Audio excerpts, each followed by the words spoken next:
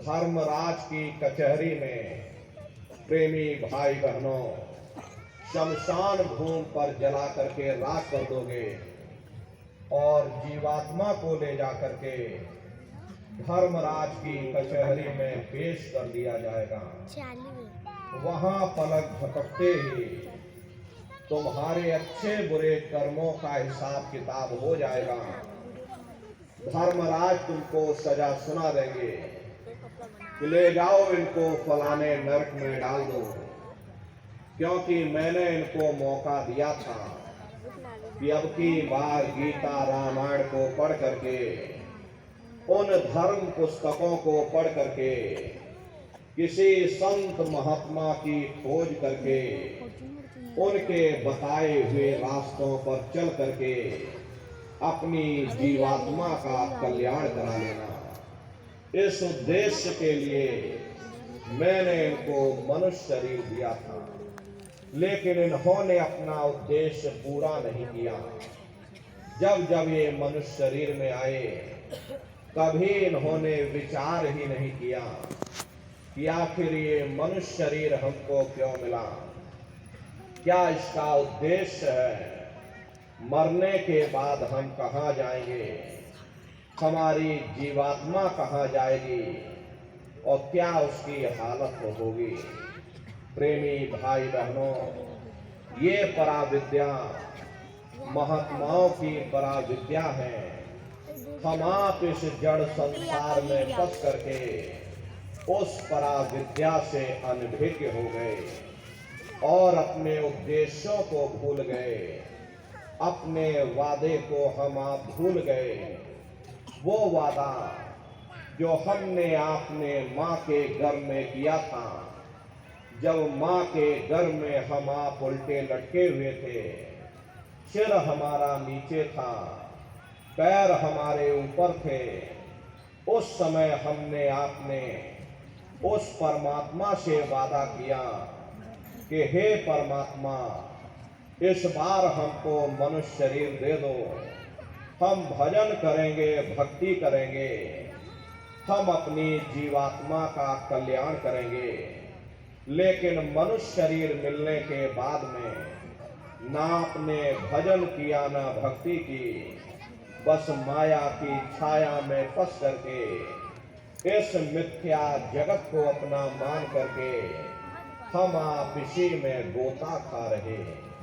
हरे प्रेमी भाई बहनों, इस दुनिया में हित मित भाई बंधु, रिश्ते नातेदार, कुटुंब परिवार वाले, इनमें से कोई भी चीज तुम्हारी जीवात्मा को उस अधोगति से बचा नहीं सकती। हम कौन हैं, हम कहां से आए हैं और हमें जाना कहां है, ये मानव मात्र के लिए एक जटिल प्रश्न बना हुआ है। इस प्रश्न का हल तब तक नहीं होगा जब तक इस धरा भूमि पर कोई संत महात्मा फकीर न मिल जाए। इसीलिए वह मालिक अति दया और कृपा करके संतों महात्माओं को इस धरती पर भेजते हैं।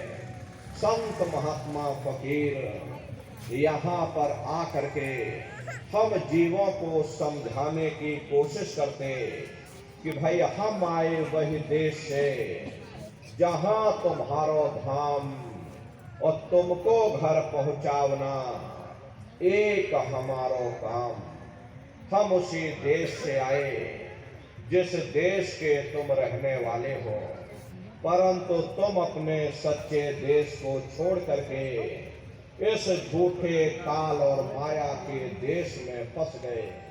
हरे नर नारियों, यह देश तुम्हारा देश नहीं, तुम्हारा देश सचखंड है।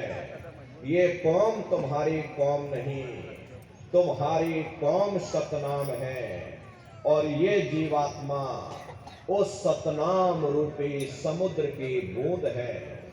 इस बूंद को समुद्र से मिलाओ, यानी इस जीवात्मा को उस परमात्मा से मिलाओ महात्मा समझाने की कोशिश करते कि भाई वो परमात्मा है, वो आपको मिलेगा, जीते जी मिलेगा, इसे मनुष्य शरीर में मिलेगा, इसे मनुष्य शरीर के अंदर जा करके परमात्मा से मिलने का वह एकमात्र दरवाजा है।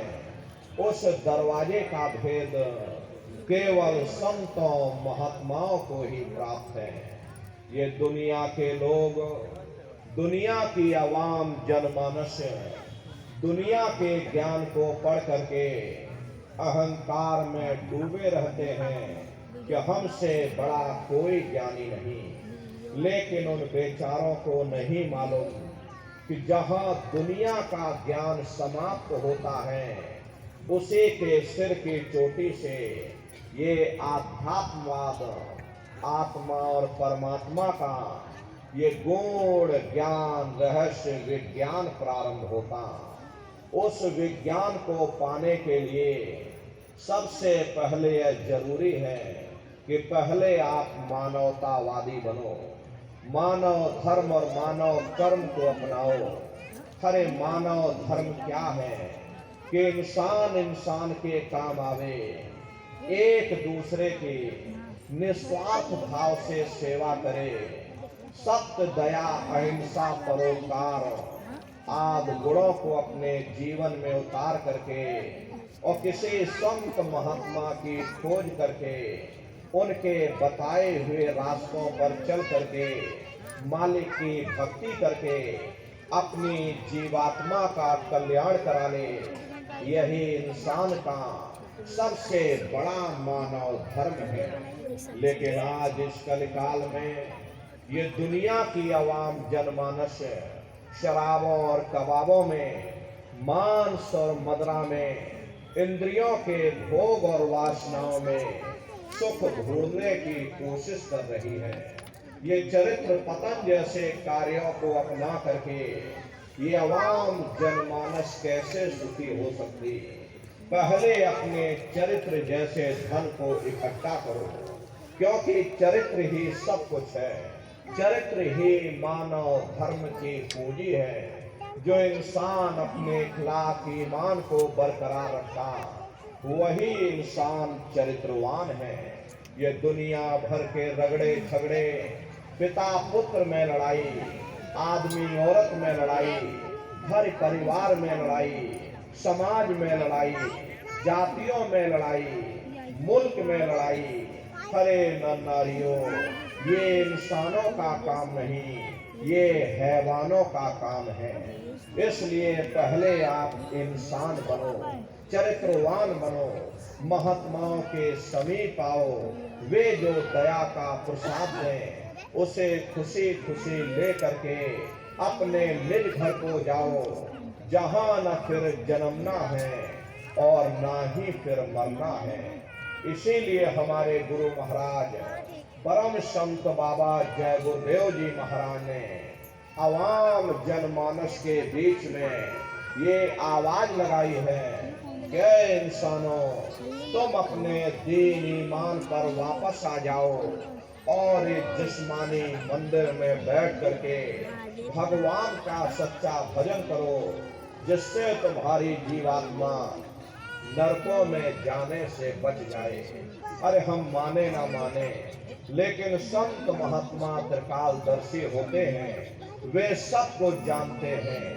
अगर हम उनके वचनों को मान जाएंगे तो हम लोग बच जाएंगे, नहीं तो खाई और खंदक में जाकर गिर जाएंगे। इसलिए प्रेमी भाई बहनों, अभी वक्त है उस मालिक से सच्ची प्रार्थना करने का, खुदा के सामने अपने गुनाहों की माफी मांगने का, धर्म मजहब के नाम पर लड़ने झगड़ने का नहीं, जात और बिरादरी के नाम पर लड़ने झगड़ने का नहीं।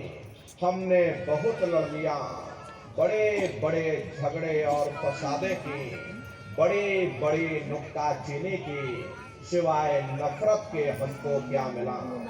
नफरत की ऐसी ज्वाला जली जिसमें घर जल गया, परिवार जल गया, समाज जल गई, जातियां जल गई, अब सारा देश जल उठा। इसीलिए सारी मानवता बहुत थक गई। हर कोई ऐसी छांव चाहता है जहां उसे ठंडक मिले, शांति और सुकून मिले। ये सब वही मिल सकते हैं जहां शांति के संदेश होते, सुकून के संदेश होते, मानव धर्म और मानव कर्म के संदेश होते। और ये संदेश केवल संत महात्मा फकीर देते हैं, जो समदर्शी होते हैं, जो समस्त जीवों के अंदर उस प्रभु के अंश को देखते हैं। ऐसे समदर्शी उन महात्माओं की खोज करो। ये मत देखना कि महात्मा के जाति के हैं, महात्मा किस बिरादरी के हैं। अरे जातियां कर्म के अनुसार बनाई गई, जन्म के अनुसार नहीं। मनुष्य की एक ही जाति है, वो है मानव जाति। और इसी मानव जामे में बैठ करके हमें उस मालिक की भक्ति करनी है। हरे प्रेमी भाई बहनों, सुपच जात के भंगी थे, रैदास जी जात के हरजन थे, मीराबाई जात की छत्राणी थी। अगर वे सब उस मालिक को प्राप्त कर सकते हैं तो आप भी उस मालिक को प्राप्त कर सकते हो।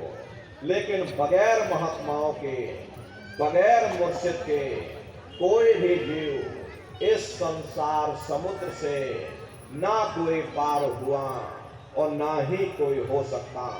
ये समुद्र ऐसा है जिसके ना इस किनारे का पता, न उस किनारे का पता कोई नहीं जान सकता। ये दुनिया कब बनी, कितनी बार प्रलय और महाप्रलय हो गई, लेकिन इतना जरूर मालूम है कि जिस दिन से दुनिया बनी है हम लोग यहीं पर भटका खा रहे। अगर इधर से हवा चली तो नैया हमारी उधर चली गई, और अगर उधर से हवा चल गई तो हमारी नैया डगमगाते हुए इधर चली गई। न जाने कितने युग और कल्प बीत गए, लेकिन हमारी ये नैया आज तक इस भव सागर से किनारे नहीं लगी। इसलिए नर नारियों, सौभाग्य से वक्त का इतना बड़ा वरदान आपको मिला, ये मानव तन आपको मिल गया। न जाने किस महात्मा की दया हो गई, न जाने कौन से जन्म जन्मांतरों के शुभ पुण्य कर्मोदय हो गए जो आपको ये मनुष्य शरीर मिल गया। पर अब की बार मौका मिल गया है, समय रहते हुए अपनी जीवात्मा के कल्याण के लिए थोड़ा बहुत विचार करिएगा, वरना ये समय तुम्हारा निकलता चला जा रहा। मिले नर देह तुमको, बनाओ काज कुछ अपना, बचो मत आए जग में, जानियो रैन का सपना। खरे नर नारियों, जैसे रात में हम लोग स्वप्न देखते हैं, हालांकि उस समय पर हमें स्वप्न सच मालूम पड़ता, असली प्रतीत मालूम होता। लेकिन जब हम सुबह उठते हैं, जब हमारी आंखें खुलती हैं, तब हमें होश आता है कि नहीं भाई, हम तो स्वप्न देख रहे थे, ये सब भ्रम है। ठीक उसी प्रकार से ये दुनिया भी 10, 20, 100 साल का स्वप्न है। अब आप कहोगे हम जाग रहे, परंतु प्रेमी भाई बहनों, ऐसा हरगिज नहीं है। जिस दिन मौत का वक्त आएगा, अरे आप रोगे, हाय हाय करके चिल्लाओगे कि हाय हमने सारी जिंदगी यूं ही स्वप्न में गुजार दी, जागने का समय तो अभी आया था, जो कुछ करना था अभी करना था। लेकिन प्रेमी भाई बहनों, अब पछताए होत क्या जब चिड़िया चुग गई खेत। महात्मा प्रेम से जीवों को समझाते हैं कि भाई देह और ग्रह सब झूठा, धर्म में काहे को खपना, ये घर बार हमारा अपना नहीं, खरे पराया देश है, ये सराय खाना है, ये मुसाफिर खाना है, ये शरीर भी तुम्हारा अपना नहीं, ये भी काल का पिंजरा है। किराए का मकान है, पराया मकान है। किसी को 40-50 साल के लिए मिला, किसी को 80-90-100 साल के लिए मिल गया। पर जितने जितने श्वास उस मालिक ने बख्शे हैं, उसे भुगतने के बाद में हमें शरीर को यही छोड़ जाना। श्वास दुधारा नित्य ही जारी, एक दिन खाली चाम। हरे प्रेमी भाई बहनों, एक तालाब पानी से चाहे कितना भी क्यों ना भरा हो, आप एक छोटी सी नाली काट कर खोल दीजिए, तालाब में छोटा सा छेद कर दीजिए, तो सारा पानी ही तालाब से बाहर निकल जाएगा। ठीक उसी प्रकार से हमारा ये शरीर भी श्वासों का भंडार है। जब तक श्वासों का भंडार जारी है, हम दुनिया के काम काज में फंसे हुए, दुनिया के कारोबार में उलझे हुए, लेकिन जिस वक्त ये श्वासों का भंडार खाली होगा, हर टेलीफोन फड़क जाएंगे, तार पहुंच जाएंगे, संदेश पहुंच जाएंगे, सब रिश्ते नातेदार, सब कुटुंब परिवार वाले, सब अड़ोस पड़ोस वाले मिनटों सेकंडों में इकट्ठा हो जाएंगे। हरे प्रेमी भाई बहनों, मामूली कष्ट नहीं होता। मौत के समय में घन घोर पीड़ा होती है। सहजो बाई ने उस पीड़ा को बयान किया कि सहजो मौत आइया, अंगे अंग दिया तोड़, और हिया जरे छाती फटे, उठे पीर घन घोर। गुरु महाराज सत्संग में फरमाते थे कि जैसे 1 लाख बिच्छू एक साथ मिल करके हमारी जिस्म पर डंक मारे, उससे भी लाखों करोड़ों गुना ज्यादा मौत के समय में दर्द होता है। जब मृत्यु आती है तो किस तरह से प्राण निकलते, प्राणों के निकलने की क्या प्रक्रिया होती है, जरा उसे भी आप लोग समझ लीजिए। देखो प्रेमी भाई बहनों, जैसे संसार में महाप्रलय आती, महाप्रलय के समय क्या होता, सबसे पहले पूरी पृथ्वी ढह जाती। ये पृथ्वी पानी में घुल करके पानी बन जाती है। मानव सृष्टि की प्रलय एक बड़ी कयामत है और शरीर की प्रलय छोटी कयामत है। तो जैसे ही मौत आती है, सबसे पहले गुदा चक्र टूटता है, सिमटत भास श्वास उठ जावे, और प्राण पति जब सिमट समावे, उस समय हमारी श्वासें रुक जाती, शरीर की चेतना पीछे सिमटने लगती। तो सबसे पहले गुदा चक्र ही टूटता, क्योंकि गुदा चक्र में पृथ्वी का वास होता। गुदा चक्र टूट करके ऊपर इंद्रिय चक्र में समा जाता।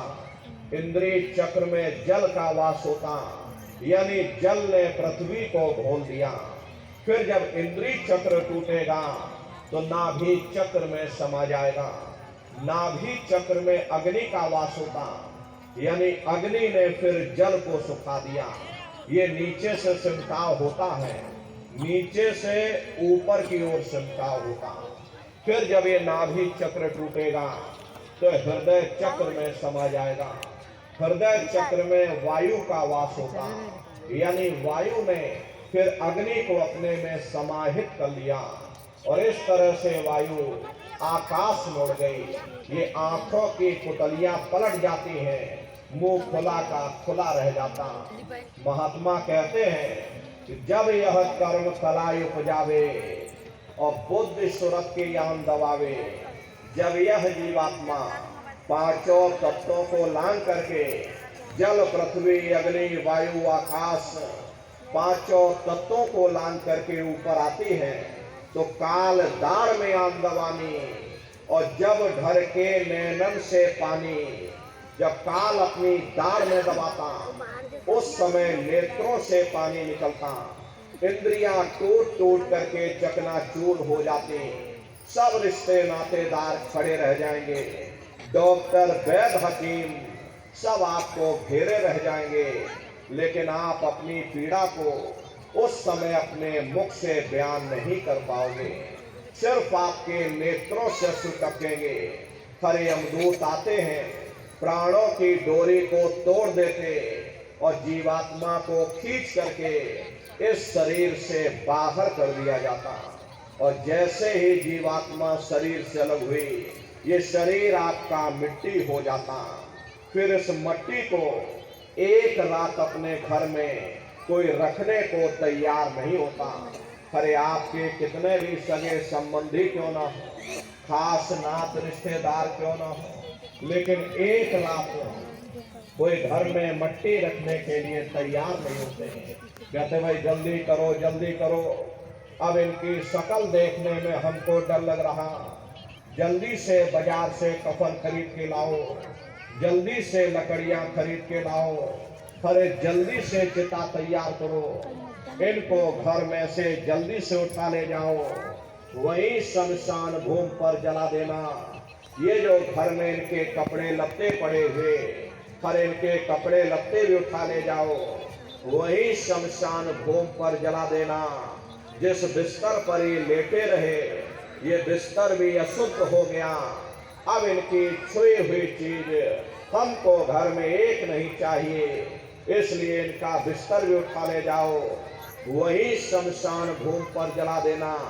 लेकिन उसने कोई सोने की अंगूठी पहनी होगी, उसे धीरे से उतार कर जेब में रख लोगे, बस वही एक अशुद्ध नहीं होगा और बाकी सब अशुद्ध हो जाएगा। अरे महात्मा कहते हैं कि भाई कुटुंब परिवार मतलब का, और बिना धन पास नहीं जाए।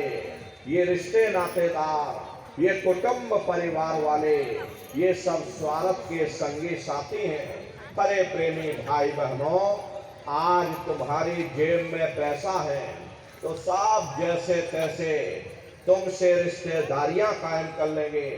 आज जेब खाली हो जाए तो कोई किसी को याद करने वाला नहीं। प्रेमी भाई बहनों, आप अपनी बुद्धि से विचार करिए। बेचारे बूढ़े लोग, अगर आपसे पूछा जाए कि क्या आप अपने माँ बाप को याद करते हो, आपको अपने माँ बाप की याद आती है, तो कहेंगे भाई नहीं आती। क्यों नहीं आती? क्योंकि तुम्हारे सामने तुम्हारे लड़के बच्चे हो गए, तुम्हारे नाती पोता पंती और संती हो गए, इसलिए तुम अपने माँ बाप की यादों को भूल गए और नई यादों में धीरे धीरे बस गए। ऐसे ही प्रेमी भाई बहनों, एक दिन सब तुमको भी भूल जाएंगे, कोई किसी को याद करने वाला नहीं। ये कहानी तो शमशान भूमि पर समाप्त हो गई। उधर देखो क्या होता, तुम्हारी जीवात्मा को ले जाकर के ऊपर धर्मराज की कचहरी में पेश कर दिया जाएगा। वहां पलक झपकते ही तुम्हारे अच्छे बुरे कर्मों का हिसाब किताब हो जाएगा। धर्मराज तुमको सजा सुना देंगे, ले जाओ इनको फलाने नरक में डाल दो, क्योंकि मैंने इनको मौका दिया था।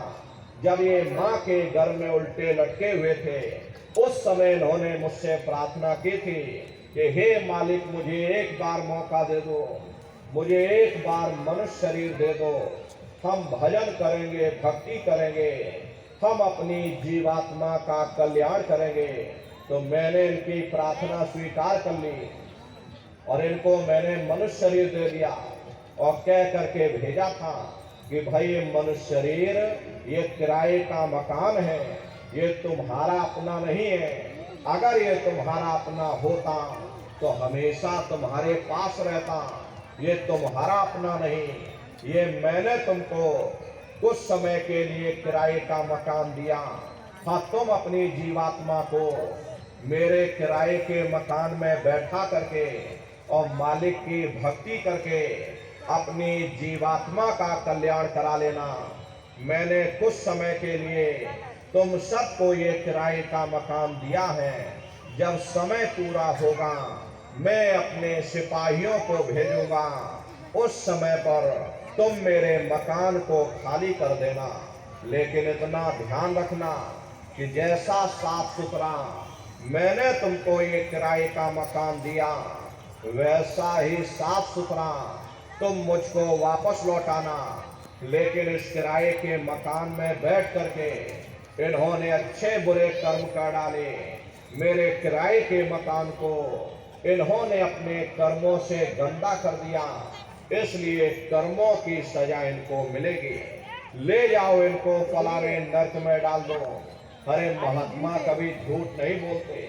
महात्माओं ने जब साधना किया, साधना करके जब ऊपर गए, ऊपर जा करके जब उन्होंने नरकों का हाल देखा, तो हमारी आपकी जानकारी के लिए उन्होंने धर्म ग्रंथों में लिख दिया, लोह के खम्भ तपत के माही, और जहां जीव को ले चिपटाई वहां लोहे के खंभे अग्नि से धधक धधक कर लाल हो रहे।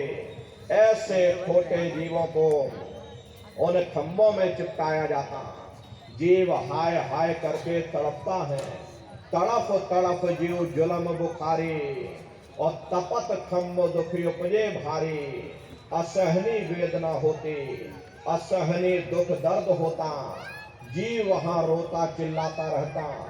वहां कोई तुम्हारी पुकार सुनने वाला नहीं, कोई तुम्हारी दर्द भरी आवाज को सुनने वाला नहीं। हरे नर नारियों, ये दुर्दशा क्यों हो गई? क्योंकि हम लोग मनमुखी हो गए, मन के कहे पर चलने लगे। मन के कहे पर चल करके अच्छे बुरे कर्म करने लगे।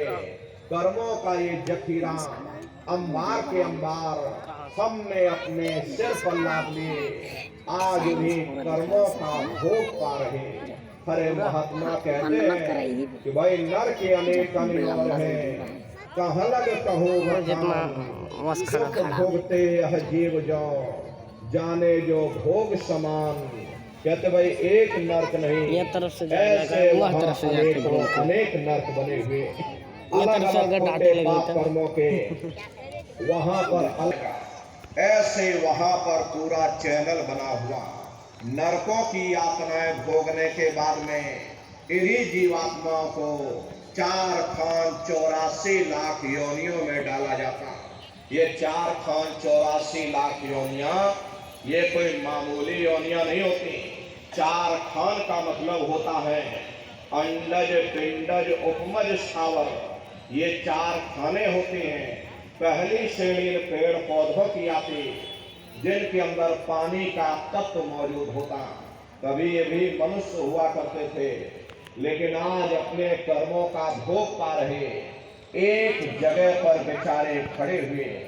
दूसरी श्रेणी कीड़े मकोड़ों की आती है, जिनके अंदर पृथ्वी और अग्नि का तत्व मौजूद होता। तीसरी श्रेणी पंछियों की आती, चौथी चौपाए जानवरों की आती, और 5वीं स्वयं इंसान की आती, जिसके अंदर 5 तत्व जल, पृथ्वी, अग्नि, वायु, आकाश 5 तत्व मौजूद होते। प्रेमी भाई बहनों, ये 4 खाने हैं, इनकी अलग अलग कुल 84 लाख योनियां होती हैं। अब आप पेड़ पौधों को देखिए तो आम का पेड़ अलग है, नीम का पेड़ अलग है, पीपल का पेड़ अलग है।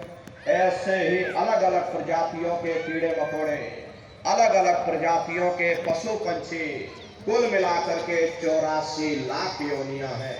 हम दुनिया के जीव नरकों की यातनाएं भोगने के बाद में अनंतों अनंत समय के लिए इन्हीं 84 लाख योनियों में फिर डाले जाते। मामूली कष्ट नहीं होता। अरे हमको आपको गर्मी लग गई तो हम लोग छाया में आ गए, सर्दी लग गई कंबल रजाई ओढ़ लिया, भूख लग गई रोटी खा ली, बीमार हो गए अस्पतालों में चले गए, अपना अपना इलाज करवा लिया। लेकिन देखो उन जानवरों को, क्या गर्मी, क्या सर्दी, क्या बरसात, एक एक निवाले के लिए बेचारे नंगे भटकते रहते हैं। अरे किसी का हाथ कट गया, किसी का पैर कट गया, किसी को जीते जी काट डाला, मुर्गी की गर्दन ही मरोड़ डाली। प्रेमी भाई बहनों, मामूली कष्ट नहीं होता। 84 लाख योनियों में असहनीय पीड़ा होती है। मादा बिच्छू होती है। मादा बिच्छू जब अपने बच्चे को जन्म देती है तो उसी के बच्चे अपनी माँ की पीठ पर चढ़ जाते हैं और अपनी भूख को मिटाने के लिए उसी के बच्चे माँ की पीठ पर चढ़ करके उसी के मांस को नोच नोच करके खाते हैं। और एक दिन में मृत्यु नहीं होती, 10-15 दिन लग जाते। धीरे धीरे मांस को नोचते नोचते जब पूरा कंकाल हो जाता, तब जाके अपनी माँ की पीठ से नीचे उतरते हैं। कितनी असहनीय वेदना, असहनीय पीड़ा सहनी होती होगी। प्रेमी भाई बहनों, ये तो एक योनि की बात है, ऐसे न जाने कितनी योनियां हैं, कितने जीव जंतु हैं। छोटे जीव बड़े जीव छोटे जीवों को खा जाते, उससे बड़े उससे बड़ों को खा जाते। कितने जीव हमारे पैरों से गुजर जाते हैं, कितने जीव जंतु हमारी श्वास लेने से हमारे अंदर चले जाते और मर जाते हैं, जो कि हमको दिखाई तक नहीं देते। प्रेमी भाई बहनों, ये जानवरों की हालत देखिए, जानवरों की क्या हालत हो रही। मार दिया जाता, काट दिया जाता, असहनीय वेदना, असहनीय दुख दर्द होता, रोते और चिल्लाते रहते। प्रेमी भाई बहनों, कौन उनकी पुकार को सुनने वाला, कौन उनकी दर्द भरी आवाज को सुनने वाला, कौन सी अदालत में जाकर के वे बेचारे दरवाजा खटखटाएं, कौन मजिस्ट्रेट उनकी फरियाद को सुनेगा। हरे प्रेमी भाई बहनों, कोई सुनने वाला नहीं। महात्मा कहते हैं कि भाई कई जन्म भय कीट पतंगा, कई जन्म भय मीन कुरंगा, और कई जन्म पंखी सरपोयो, और कई जन्म है वर वृक्ष जोयो। मिल जगदीश मिलन की बरिया, और चिरंकार यह देश सजरिया। करोड़ों करोड़ युगों से नरकों की यातनाएं भोगने के बाद फिर हम लोगों को कभी कीड़े पतंगों की योनि में, कभी पेड़ पौधों की योनि में, तो कभी पशु और पंछियों की योनि में डाला जाता। प्रेमी भाई बहनों, 84 लाख योनियों की सबसे जो आखिरी योनि होती है वो गाय और बैल की योनि होती। गाय स्त्री का रूप लेती है, बैल पुरुष का रूप लेते। ये 84 लाख योनियों की सबसे आखिरी योनि यानी कि अंतिम पायदान होता। उसके बाद तब जाकर के हम लोगों को दोबारा फिर से मनुष्य शरीर प्राप्त होता। इसीलिए कहा गया कि बड़े भाग्य मानुष तन पाया, कोट जन्म जब भटका खाया। कोटान कोट जन्म जन्मांतरों तक अलग अलग योनियों में भटकने के बाद में बड़े सौभाग्य से तब जाकर के हम लोगों को ये मनुष्य शरीर प्राप्त हुआ।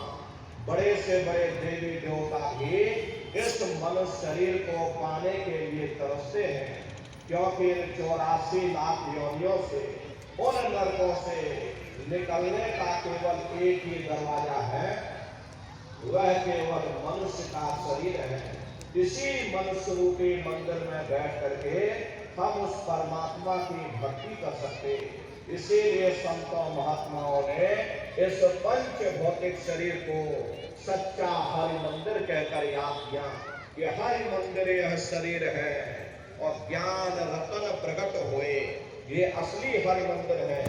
जब भी वो मालिक मिलेगा इसे हरि मंदिर के अंदर मिलेगा। इसे पंच भौतिक शरीर को ईसा मसीह साहब ने टेम्पल ऑफ लिविंग गॉड यानी जिंदा ईश्वर का मंदिर कहा।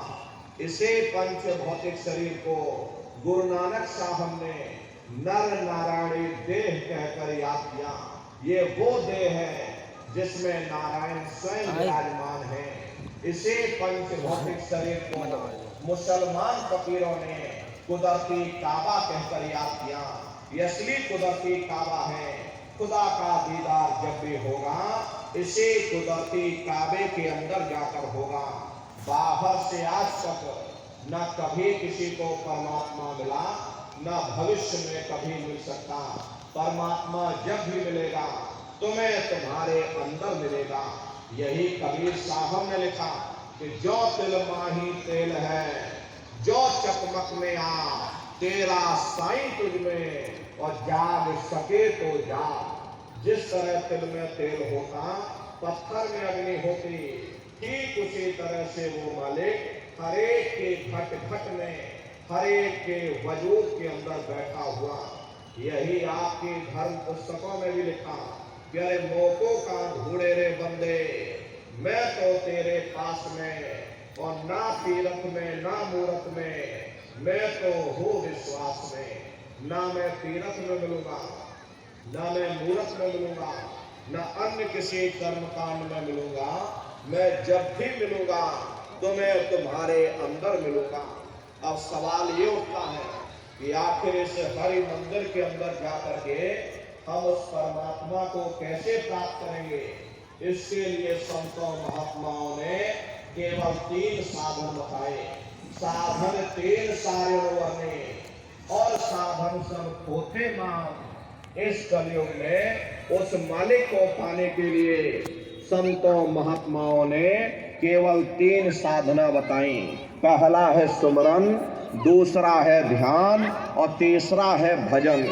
सुमरन कहते हैं उस मालिक को याद करना, ध्यान कहते हैं दृष्टि को एकाग्र करना, और भजन कहते हैं कान में उंगली डाल करके उस शब्द को सुनना, उस नाम को सुनना, उस आवाज को सुनना जो मालिक के घर से आवाज आ रही है। तो कैसे आप लोग सुमरन करोगे, कैसे आप लोग ध्यान करोगे, और कैसे आप लोग भजन करोगे, अच्छी तरह समझिएगा प्रेमी भाई बहनों।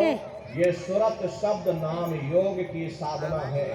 जितने भी संत महात्मा इस धरती पर आए, सबसे पहले कबीर साहब आए। कबीर साहब ने सुरत शब्द नाम योग की साधना जारी की। उसके बाद गुरु नानक साहब आए। गुरु नानक साहब ने भी सुरत शब्द नाम योग की साधना जारी की। उसके बाद और भी महात्मा आए, कबीर, नानक, दादू दरिया, भीखा, रविदास, पलटू जगजीवन।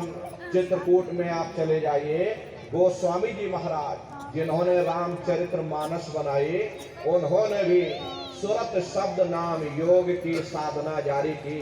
राजस्थान की धरती पर मीराबाई हुई, सहजोबाई हुई, उन्होंने भी उस मालिक को पाया तो सुरत शब्द नाम योग की साधना करके पाया। प्रेमी भाई बहनों, ये सुरत शब्द नाम योग की साधना है। इस साधना की 3 क्रियाएं, पहला सुमरन, दूसरा ध्यान, और तीसरा भजन। तो कैसे सुमरन करोगे, और कैसे आप ध्यान करोगे, और कैसे आप लोग भजन करोगे, जरा बैठ करके अच्छी तरह समझिएगा और फिर घर पर जा करके करिएगा। तो सबसे पहले सुमरन कैसे किया जाएगा। सुमरन करने के लिए एक माला आप लोग ले लेना। ये देखो प्रेमी भाई बहनों, 108 दाने की ये माला है। अपने अपने घरों में बैठ करके बाहर से अपनी आंख को बंद कर देना। दोनों आंखों के मध्य भाग में अपने ध्यान को एकाग्र करके और मन ही मन अंदर ही अंदर दाने दाने पर जय गुरुदेव नाम का उच्चारण करिएगा। हर दाने पर जय गुरुदेव नाम, हर दाने पर जय गुरुदेव नाम। जय गुरुदेव, जय गुरुदेव, जय गुरुदेव, जय गुरुदेव। कुल 108 बार करिएगा। दोबारा इसी जगह फिर वापस आ जाओगे, यहाँ से फिर जय गुरुदेव नाम का उच्चारण करना। हर दाने पर जय गुरुदेव नाम, हर दाने पर जय गुरुदेव नाम। जय गुरुदेव, जय गुरुदेव, जय गुरुदेव, जय गुरुदेव। कुल 108 बार करिएगा। तीसरी बार फिर जिसको आप याद कर रहे हो, एक समय ऐसा आएगा वो अंतर में तुम्हारे सामने प्रकट हो जाएगा। उसके स्वरूप को देख लेना, फिर उसी के स्वरूप को याद करके जय गुरुदेव नाम का सुमरन सभी नए प्रेमी भाई बहन करिएगा। तीसरी बार फिर यही से जय गुरुदेव नाम का सुमरन, चौथी बार फिर यही से जय गुरुदेव नाम का सुमरन। इस तरह से कुल 8 बार जय गुरुदेव नाम का सुमरन सभी नए प्रेमी भाई बहन करिएगा। 8 बार करने के बाद ये माला आप रख देना। प्रेमी भाई बहनों, ये जय गुरुदेव नाम किसी साधारण इंसान का नाम नहीं, ये स्वयं अनामी महाप्रभु का नाम है। समय समय पर संत महात्मा अपने अपने समय पर आकर के उस मालिक के नाम को सिद्ध करते हैं। जैसे कबीर साहब आए, कबीर साहब ने साहिब नाम सिद्ध किया। गुरु नानक साहब आए, गुरु नानक साहब ने वाहिगुरु नाम सिद्ध किया। गोस्वामी जी महाराज आए, गोस्वामी जी महाराज ने राम नाम सिद्ध किया। इसी तरह हमारे गुरु महाराज जय गुरुदेव नाम सिद्ध करके गए।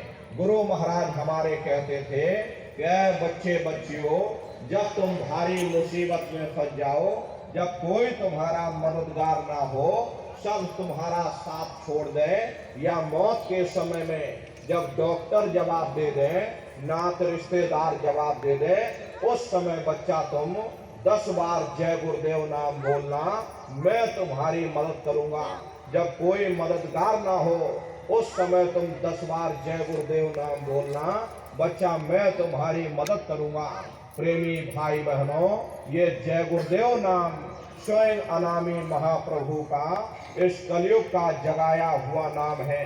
प्रेमी भाई बहनों, ये नए जीवों के लिए ये रास्ता और सरल किया गया, वरना बहुत से पुराने प्रेमी हैं, अगर उनसे पूछा जाए कि भाई जरा नाम रूप स्थान गाजे बाजे बता दो, वो तक भूल जाते हैं। इतने पुराने हो करके आज तक आप लोग याद नहीं कर पाए, बड़ा भारी दोष लगता है। इसीलिए गुरु महाराज की दया कृपा से नए जीवों के लिए ये रास्ता और सरल किया गया। एक साध है सब सद है, सब साध है सब जाए। अपने गुरु की उंगली पकड़ लो।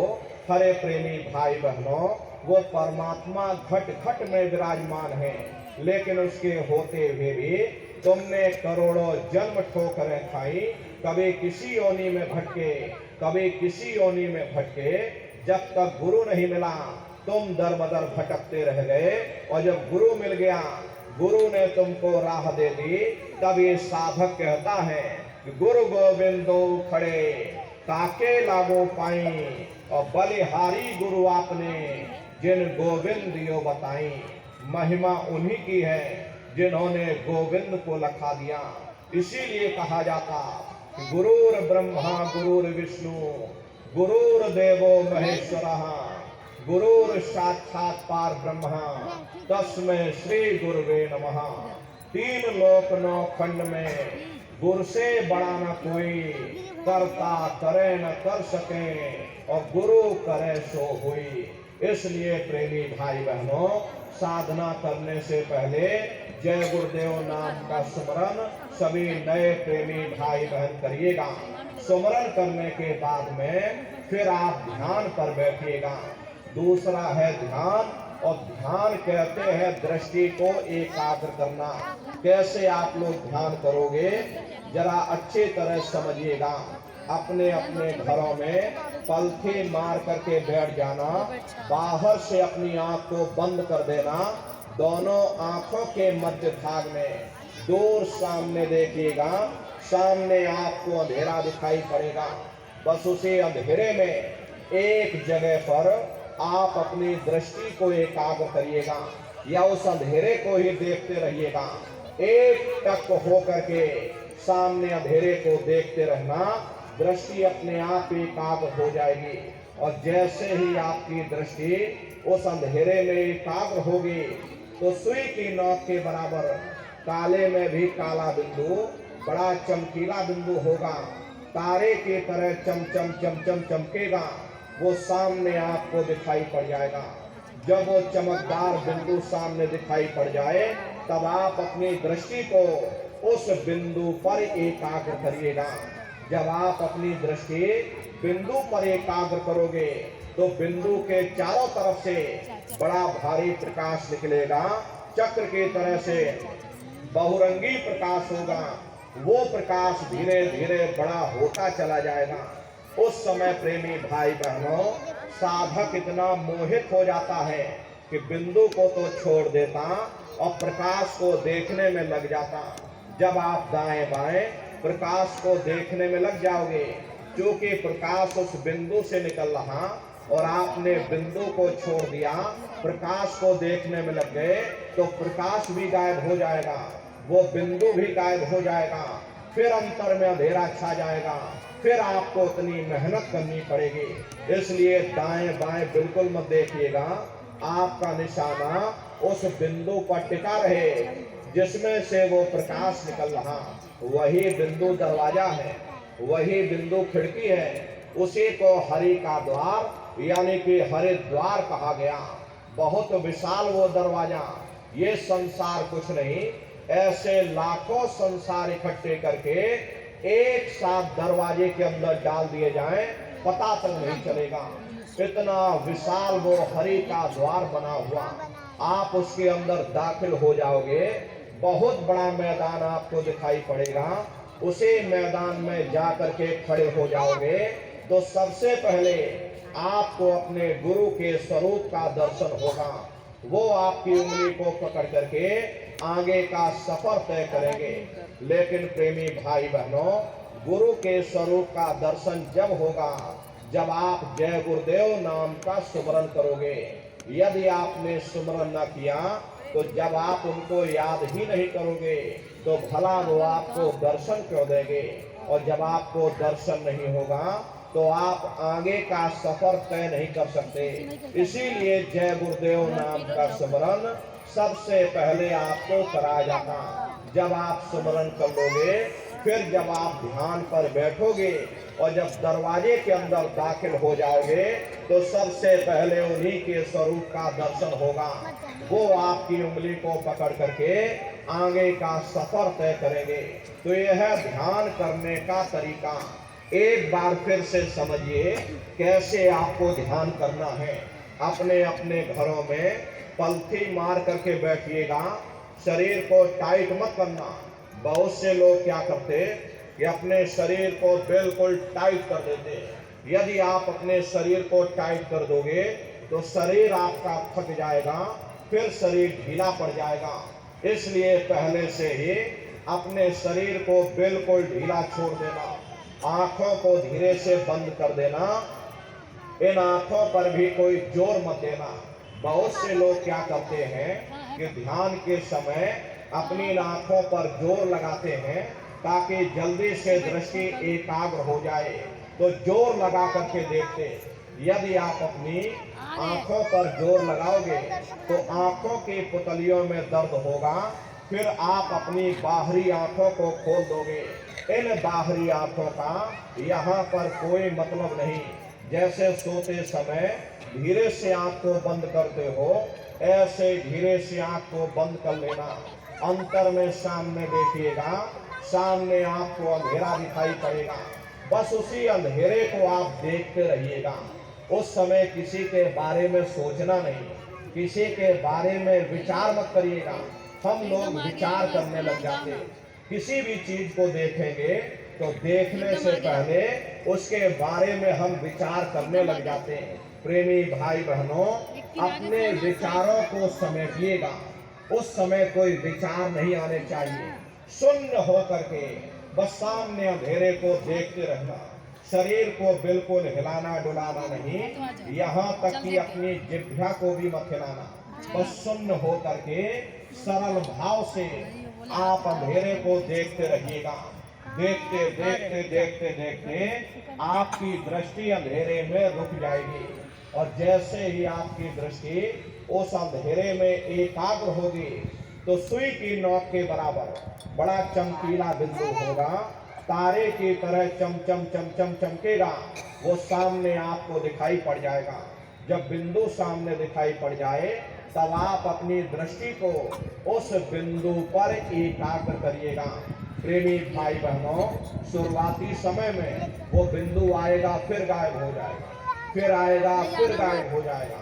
तो बहुत से लोग क्या करते हैं कि बिंदु कहाँ गायब हो गया तो अपने आंखों की पुतलियों को अंदर अंदर घुमा करके देखते हो कि बिंदु कहाँ गायब हो गया। प्रेमी भाई बहनों, आपको अपने आंखों की पुतलियां नहीं हिलानी। बिंदु गायब होता है, हो जाने देना। आपका ध्यान सामने बना रहेगा तो बिंदु फिर आपके सामने आ जाएगा। जब वो चमकदार बिंदु सामने आ जाए तो फिर अपनी दृष्टि को उस बिंदु पर एकाग्र करिएगा। जब आप अपनी दृष्टि बिंदु पर एकाग्र करोगे तो वही बिंदु दरवाजा है। वो दरवाजा खुल जाएगा, ये शिव नेत्र खुल जाएगा। ये दिव्य दृष्टि खुल जाएगी और आप दरवाजे के अंदर दाखिल हो जाओगे। एक बार प्रेमी भाई बहनों ये दिव्य दृष्टि खुल जाए, फिर क्या भूत, क्या भविष्य और क्या वर्तमान, कोई भेद आपसे गुप्त नहीं रहेगा। लाखों वर्ष पहले क्या हुआ था, भविष्य में क्या होने वाला है, अरे आपके पुरखे पूर्वज मरने के बाद कहाँ चले गए, इस समय वो कहाँ पर है, आप बैठ करके सब कुछ देख सकते हो। तो यह है ध्यान करने का तरीका। और तीसरा है भजन। भजन कहते हो शब्द को सुनना, उस नाम को सुनना, उस आवाज को सुनना जो मालिक के घर से आवाज आ रही। तो कैसे भजन करोगे, जरा अच्छी तरह से समझिएगा। ये दोनों उंगली कानों में डाल करके ये कानों को बंद कर देना। कान इसीलिए बंद किए जाते हैं ताकि बाहर की कोई आवाज हमको सुनाई ना पड़े। अपनी सुविधा से बैठिएगा, कुर्सी पर चाहे कुर्सी पर बैठ जाओ, सोफे पर चाहे सोफे पर बैठ जाना, या कोई तकिया इस तरह से रख लेना और दोनों कोहनी यहाँ रख करके दोनों उंगली कानों में डाल करके ये कानों को बंद कर लेना। बहुत सी हमारी माताएं बहनें हैं, बूढ़े बुजुर्ग हैं, आपके घुटनों में दर्द होता है या रीढ़ की हड्डी में दर्द होता, आप बैठ करके भजन नहीं कर पाते हो, तो आप लेट करके भजन करिएगा। ऐसे सीधे लेट जाना और लेटे लेटे आंख और कान को बंद कर लेना। मतलब तो आंख और कान को बंद करना है, चाहे आप लेट कर करो या चाहे आप बैठ करके करो। लेकिन इतना ध्यान रखिएगा कि कहीं लेटे लेटे हम सो ना जाएं, इसलिए चेत करके बैठिएगा। आंख और कान को बंद करना, यही कहा गया कि आंख कान मुख बंद कराओ, अनहद झिंगा शब्द सुनाओ। यानी पहले अपनी आंख को बंद करो, अपने मुख को बंद करो, दोनों उंगली कानों में डाल करके ये कानों को बंद कर लो और ऊंचे से ऊंचा ध्यान दे करके उस आवाज को सुनने की कोशिश करो। प्रेमी भाई बहनों, जब आप अपने कानों को बंद करके ऊंचा ध्यान दे करके सुनोगे तो आपको ऐसा अनुभव होगा कि कई सीटी जैसी आवाज हमारे कानों में गूंज रही। इस तरह से सीटी जैसी आवाज शुरू में आप सभी को सुनाई पड़ेगी। शाम को अपने अपने घरों में जाकर बैठना, ये कानों को जरा बंद कर देना और गौर से सुनिएगा तो सीटी जैसी आवाज आप सभी को सुनाई पड़ेगी। करना कुछ नहीं है, लेटे हो चाहे बैठे हो, बस आप उस आवाज को सुनते रहना और सुनते सुनते उसी में लीन हो जाओ। जब आप उसमें लीन हो जाओगे तो कुछ समय बाद में दोबारा आपको अनुभव होगा कि कहीं बड़ी दूर से एक महीन आवाज, घंटे और शंख की आवाज हमारे कानों में गूंज रही है। जैसे मंदिरों में घंटियां बजती हैं, टन टन टन। तो बाहर तो नकल किया, महात्माओं ने कहा था भाई शरीर तुम्हारा सच्चा हरि मंदिर है, इसी हरि मंदिर के अंदर वो अनहद वाणियां, वो घंटे और शंख दिन रात धुनकारे दे रहे। तो प्रेमी भाई बहनों, उसी घंटे शंख की आवाज को महात्माओं ने शब्द कहा। अरे आपकी धर्म पुस्तकों में लिखा है कि पोथी पढ़ पढ़ जग मुआ, पंडित भयान कोई, 2.5 अक्षर प्रेम का, पढ़े सो पंडित होई। दुनिया वाले कहते हैं कि 2.5 अक्षर का मतलब प्रेम है, प्रेम नहीं है। अरे प्रेम में तो मात्रा लगी हुई। यहाँ पर जिस 2.5 अक्षर का वर्णन उन महात्माओं ने किया वो है शब्द शा, आदा, बा और दा। उसी शब्द को महात्माओं ने नाम कहा। कलयुग केवल नाम आधारा, सुमेर सुमेर नर उतर ही पारा। कलयुग में केवल नाम का आधार है, वो नाम तुम्हारे अंदर दिन और रात फुनकारे दे रहा। तो उसी घंटे शंख की आवाज को महात्माओं ने शब्द या नाम कहा, उसी को मुसलमान फकीरों ने कलमा कहा, उसी को ईसा मसीह साहब ने वर्ण या लागस कहकर याद किया, उसी को गुरु नानक साहब ने अनहद वाणी कहकर याद किया।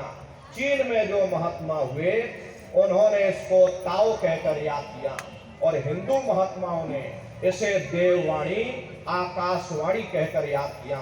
उन अलग अलग महात्माओं ने अपनी अपनी भाषा में हम लोगों को समझाने की कोशिश की कि भाई वो घंटे संग की आवाज तुम्हारे सबके अंदर गूंज रही, वो आपको सुनाई पड़ेगी। लेकिन शुरुआती समय में आपको ऐसा मालूम पड़ेगा कि कहीं बड़े दूर पर घंटियां बज रही, टन टन टन, लेकिन सुनाई हरेक को पड़ेगी। प्रेमी भाई बहनों, जब घंटे संग की आवाज आपको सुनाई पड़ने लग जाए, तब आप सीटी की आवाज को छोड़ देना और घंटे संग की आवाज को पकड़ लेना, उसको आप सुनने लग जाना। जब आप उसको सुनने लग जाओगे तो वो आवाज धीरे धीरे बढ़ना शुरू होगी और बढ़ते बढ़ते इस कदर बढ़ेगी कि आपके रोम रोम में घंटे और संग की आवाज गूंजने लग जाएगी। बड़े घनघोर आवाज होती है, बड़े मधुर वो आवाज होती। ये जो दुनिया के संगीत आप सुनते हो, उस रूहानी संगीत के सामने ये दुनिया के संगीत कुछ नहीं है। जब आप उस रूहानी संगीत को सुनोगे, इतना भारी आनंद आपके ऊपर छा जाएगा, इतनी खुशी आपको होगी, ऐसा नशा आपके ऊपर चढ़ जाएगा, इतना आप उस आवाज में खो जाओगे कि आप सारी दुनिया को भूल जाओगे। हरे प्रेमी भाई बहनों, शंकर भगवान को वही नशा चढ़ा था। शंकर भगवान कोई गांजा भांग नहीं पीते थे। ये तो हमने आपने शंकर भगवान को बदनाम कर दिया कि शंकर भगवान गांजा भांग पीते थे, चलो हम भी गांजा भांग पिएंगे। लेकिन ऐ नर नारियों, शंकर भगवान ने कभी गांजा भांग नहीं पिया। शंकर भगवान जिस नशे में लीन रहते थे, वो नाम का नशा था, वो ध्यान का नशा था, वो भक्ति का नशा था। जब आप उस आवाज को सुनोगे तो आपको भी वो नशा चढ़ जाएगा, क्योंकि उस आवाज में चुंबक है। जब आप उस आवाज को सुनोगे तो वो आवाज आपको अपनी ओर खींचेगी, और जब खिंचाव होगा तो जीवात्मा का फैला हुआ प्रकाश 9 द्वारों से सिमटने लगेगा। अब ये 9 द्वार कौन कौन से हैं? देखो प्रेमी भाई बहनों, अच्छी तरह समझिएगा, ये बहुत बड़ा विज्ञान है। दुनिया का विज्ञान जब समाप्त हो जाएगा तो ये विज्ञान प्रारंभ होगा। तो 9 दरवाजे कौन कौन से हैं? 2 आंख, 2 कान, 2 नाक के सुराख, 1 मुंह और 2 मलमूत्र का रास्ता। ये शरीर के 9 दरवाजे हैं। सबसे पहला दरवाजा बुधा चक्र आता है। बुधा चक्र में गणेश जी वास करते हैं। गणेश जी वहां के मालिक हैं। ये 4 दल का कवल है। यहाँ पर पृथ्वी तत्व पाया जाता, उसके ऊपर इंद्री चक्र आता। इंद्री चक्र में ब्रह्मा जी वास करते। ये 6 दल का कवल है। यहाँ पर जल तत्व पाया जाता, उसके ऊपर ये नाभि चक्र आता। नाभि चक्र में विष्णु जी वास करते। ये 8 दल का कवल है। यहाँ पर अग्नि तत्व पाया जाता, उसके ऊपर ये हृदय चक्र आता। हृदय चक्र में शिव जी वास करते। ये 12 दल का कवल है। यहाँ पर वायु तत्व पाया जाता। खरे वास्तव वो ऊपरी मंडलों में करते हैं, लेकिन उनका प्रकाश, उनकी किरणें इन चक्रों पर पड़ती हैं। उसी के ऊपर एक कंठ चक्र आता है। यहाँ पर आद्या महाशक्ति की किरणें पड़ती। ये 16 दल का कवल है। और आप सबसे ऊपर, तुम्हारी जीवात्मा सबसे ऊपर दोनों आंखों के मध्य भाग में बैठी है, जहां पर देवियां बिंदी लगाती और पुरुष जहां टीका लगाते। ये बिंदी और टीका यहाँ पर हम लोग इसीलिए लगाते हैं क्योंकि यहाँ जीवात्मा बैठी है, उसका श्रृंगार किया जाता। तो ये 10वां द्वार है जहां पर तुम्हारी जीवात्मा बैठी हुई। इसी 10वें दरवाजे पर बैठ करके तुम्हारी जीवात्मा अपने प्रकाश को 9 दरवाजों में फैलाती है, जिससे आपका शरीर चलता, आपके हाथ चलते, आपके पैर चलते हैं। जब आप भजन करोगे और घंटे संग की आवाज को सुनोगे तो उस आवाज में चुंबक है, वो आवाज आपको अपनी ओर खींचेगी। और जब खिंचाव होगा तो जीवात्मा का फैला हुआ प्रकाश 9 दरवाजों से सिमट करके यही 10वें दरवाजे पर इकट्ठा हो जाएगा। और जैसे यहाँ पर इकट्ठा हुआ तुरंत शब्द जीवात्मा को खींच करके इस शरीर से बाहर कर देगा। फिर आप अपनी आंखों से देखिएगा कि हमारा शरीर ये है और हम ये खड़े। आप अपने शरीर से अलग हो जाओगे। जैसे चिड़िया होती है, चिड़िया घोंसले से निकल करके आसमानों की उड़ान भरती है, शाम को फिर अपने घोंसले में आ जाती। ऐसे ही तुम्हारी जीवात्मा इस शरीर रूपी घोंसले से निकल करके ब्रह्मांडों की सैर करेगी, देवी देवताओं के दर्शन करेगी और घूम करके फिर अपने शरीर रूपी घोंसले में वापस चली आएगी। हरे प्रेमी भाई बहनों, ये ब्रह्मा विष्णु महादेव जिनकी सारी दुनिया पूजा करती है, आप सभी लोग ब्रह्मा विष्णु महादेव की पूजा करते हो, लेकिन कभी आपने विचार नहीं किया भाई जिनकी हम पूजा कर रहे आखिर ये है कौन, ये कहाँ पर रहते हैं, ये क्या काम करते हैं, हर इनके माँ बाप कौन है। तो जरा संक्षिप्त में आप लोग समझिएगा, क्योंकि अगर इसका वर्णन किया जाएगा लाखों वर्ष लग जाएंगे। एक एक लोक इतने विशाल हैं कि एक लोक का वर्णन नहीं हो सकता। लेकिन संक्षिप्त में आपको बताया जा रहा कि तुम्हारी ये जीवात्मा किन किन मंडलों को पार करते हुए अपने पांचवें मंडल पर यानी कि सचखंड में पहुंचेगी। प्रेमी भाई बहनों, जब आप भजन करोगे और घंटे संग की आवाज को पकड़ करके जब आप शरीर रूपी घोंसले से बाहर निकल जाओगे, तो उसी घंटे संग की आवाज को पकड़कर यही जीवात्मा फिर ब्रह्मांडों की चढ़ाई करती है। पलक झपकते यह जीवात्मा खरबों योजन ऊपर चली जाती। ये सूरज चांद सितारों को पार करने के बाद सबसे पहले जो आपको लोक मिलेगा उसे महात्माओं ने शिवलोक कहा। शिवलोक तमोगुणी स्थान है, वहां के मालिक शिव जी हैं, वो पार्वती जी के साथ उस लोक में विराजमान हैं। शिव जी का दर्शन करने के बाद फिर आप ऊपर चढ़ोगे, उसी के ऊपर ब्रह्मा जी का लोक मिलेगा। ब्रह्मा जी का लोक वो रजोगुणी स्थान है, वहां के मालिक ब्रह्मा जी हैं, वो गायत्री सावित्री और सरस्वती के साथ उस लोक में विराजमान हैं। ब्रह्मा जी का दर्शन करने के बाद फिर घंटे संग की आवाज को पकड़ करके फिर आप ऊपर चढ़ोगे। घंटे संग की आवाज को पकड़ करके रखना पड़ता है। यदि आपने उस आवाज को छोड़ दिया तो सेकंड भर आपको नहीं लगेगा, धड़ाम से आप अपने शरीर में वापस चले आओगे और इन बाहरी आंखों को खोल दोगे। प्रेमी भाई बहनों, इसीलिए उस शब्द को पकड़ करके रखना पड़ता है।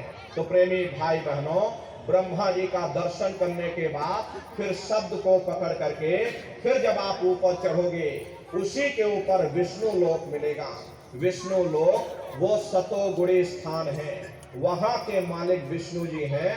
उनका बड़ा मनमोहक स्वरूप है, उनके 4 भुजाएं हैं और चारों भुजाओं में शंख गदा पद्म और चक्र सुशोभित हैं। और आप क्षीर सागर में लक्ष्मी जी के साथ विराजमान हैं।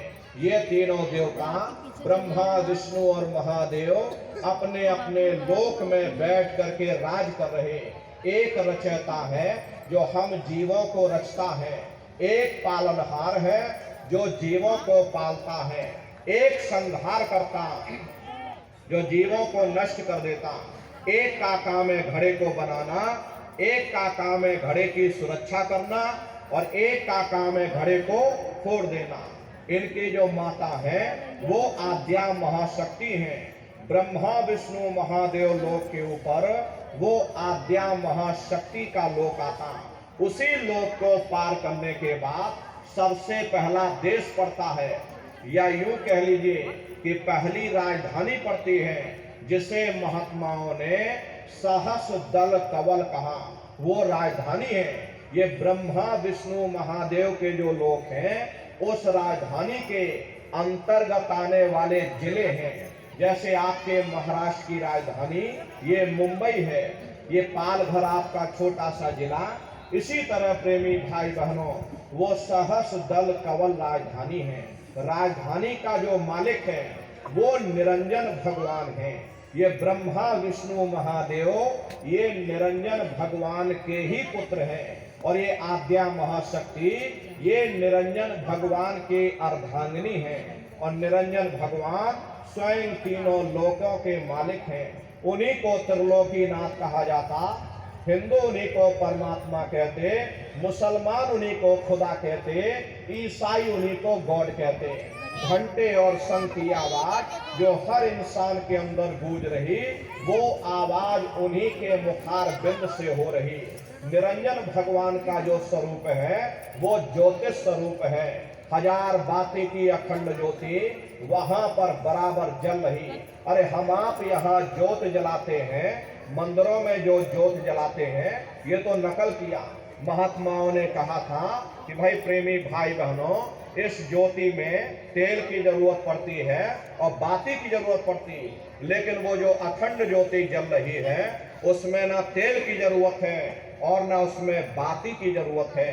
पलटू साहब ने जिक्र किया है कि उल्टा कुआ गगन में तिसमें जरे चिराग और तिसमें जरे चिराग, बिना रोगन बिन बाती और 6 ऋतु 12 मास जरत रहे दिन राती, और सतगुर मिले जो होए ताही की नजर में आवे, और बिन सतगुर नहीं कोई वाह को दर्शावे। वो अखंड ज्योति ऐसी है जिससे पूरा ब्रह्मांड प्रकाशवान हो रहा। जितनी भी अवतारी शक्तियां आई, राम आए, राम को वहीं से नीचे उतारा गया था। इसीलिए उस देश को अयोध्या नगरी भी कहा जाता। और जितने देवी देवता ब्रह्मा विष्णु महादेव आदि की उत्पत्ति वहीं से हुई। वहां के धनी का दर्शन करने के बाद फिर तुम्हारी जीवात्मा दूसरे मंडल के शब्द को पकड़ करके दूसरे मंडल की चढ़ाई करेगी। श्याम तज श्वेत को गहना, सुरत को तान धुन सुनना, बंक के द्वार धस बैठो और त्रिकुटी जाय कर लेना। उसी के ऊपर दूसरा देश आता, जैसे महात्माओं ने त्रिकुटी देश कहा। वहां के जो मालिक हैं वो ब्रह्म हैं, वहीं से मन और माया की उत्पत्ति हुई। वहीं से 3 गुण, रजोगुण तमोगुण सतोगुण, तीनों गुणों की उत्पत्ति वहीं से हुई। ये जो आपके वेद हैं, वेदों को सारी दुनिया पढ़ती है, वेदों की भी उत्पत्ति उसी स्थान से हुई है। महात्मा कहते हैं कि त्रिकुटी महल में विद्या सारा, धन हर गर्जे बजे नगारा, और लाल वरण सूरज उजियारा। वहां पर 2 धुनें, बादलों की गर्जन और मृदंग की आवाज उस लोक में गूंजती रहती है। जैसे पहले स्थान पर निरंजन भगवान के देश में घंटे और शंख की आवाज गूंजती, ऐसे ही दूसरे मंडल पर यानी कि ब्रह्म के देश में बादलों की गर्जन और मृदंग की आवाज बजती रहती। प्रेमी भाई बहनों, ओम का जाप बराबर वहां पर होता रहता है। ब्रह्म का जो स्वरूप है लाल वरण सूरज उजियारा। ये सूरज कुछ नहीं, ऐसे लाखों लाख सूर्य इकट्ठे करोगे तो वहां का एक सूर्य बनेगा। ब्रह्म का जो स्वरूप है वो सुबह के लाल सूर्य के समान है, इसीलिए वहां का पूरा ब्रह्मांड लाल है। जहां तक आपकी निगाह जाएगी ब्रह्म देश में चारों तरफ आपको लाल ही लाल नजर आएगा।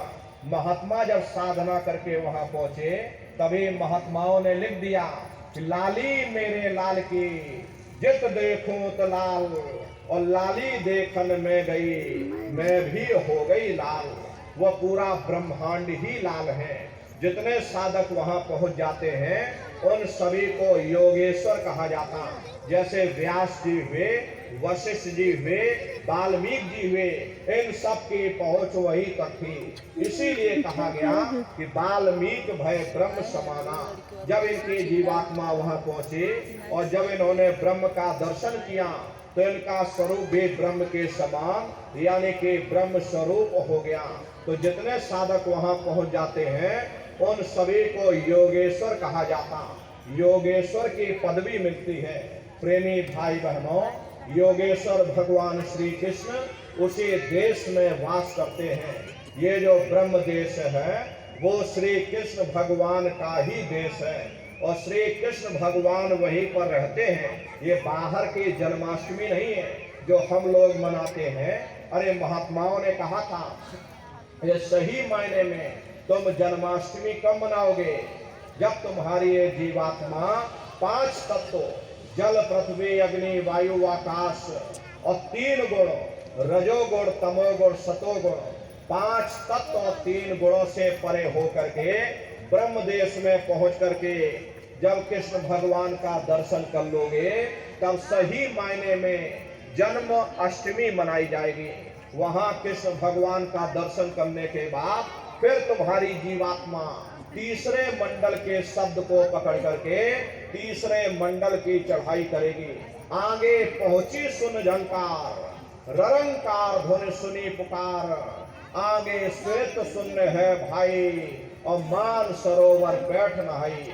उसी के ऊपर तीसरा देश आता है, जैसे महात्माओं ने सुन्न देश कहा, उसी को रारंग देश कहा जाता, उसी को अक्षर और नेति कहा जाता। वहां के जो मालिक हैं वो रारंग पुरुष यानी कि पार ब्रह्म पुरुष हैं। वहां किंगरी और सारंगी 2 धुनें उस लोक में गूंजती रहती और पार ब्रह्म पुरुष का जो स्वरूप है वो पूर्णमासी के चंद्रमा के समान बड़ा ही मनमोहक स्वरूप है। इसी स्थान पर प्रेमी भाई बहनों एक बहुत बड़ा अमृत का सरोवर बना, जिसे महात्माओं ने मान सरोवर कहा। जब तुम्हारी ये जीवात्मा उस मान सरोवर में स्नान कर लेगी तो जन्म जन्मांतरों के मैले पाप कर्म साफ हो जाएंगे।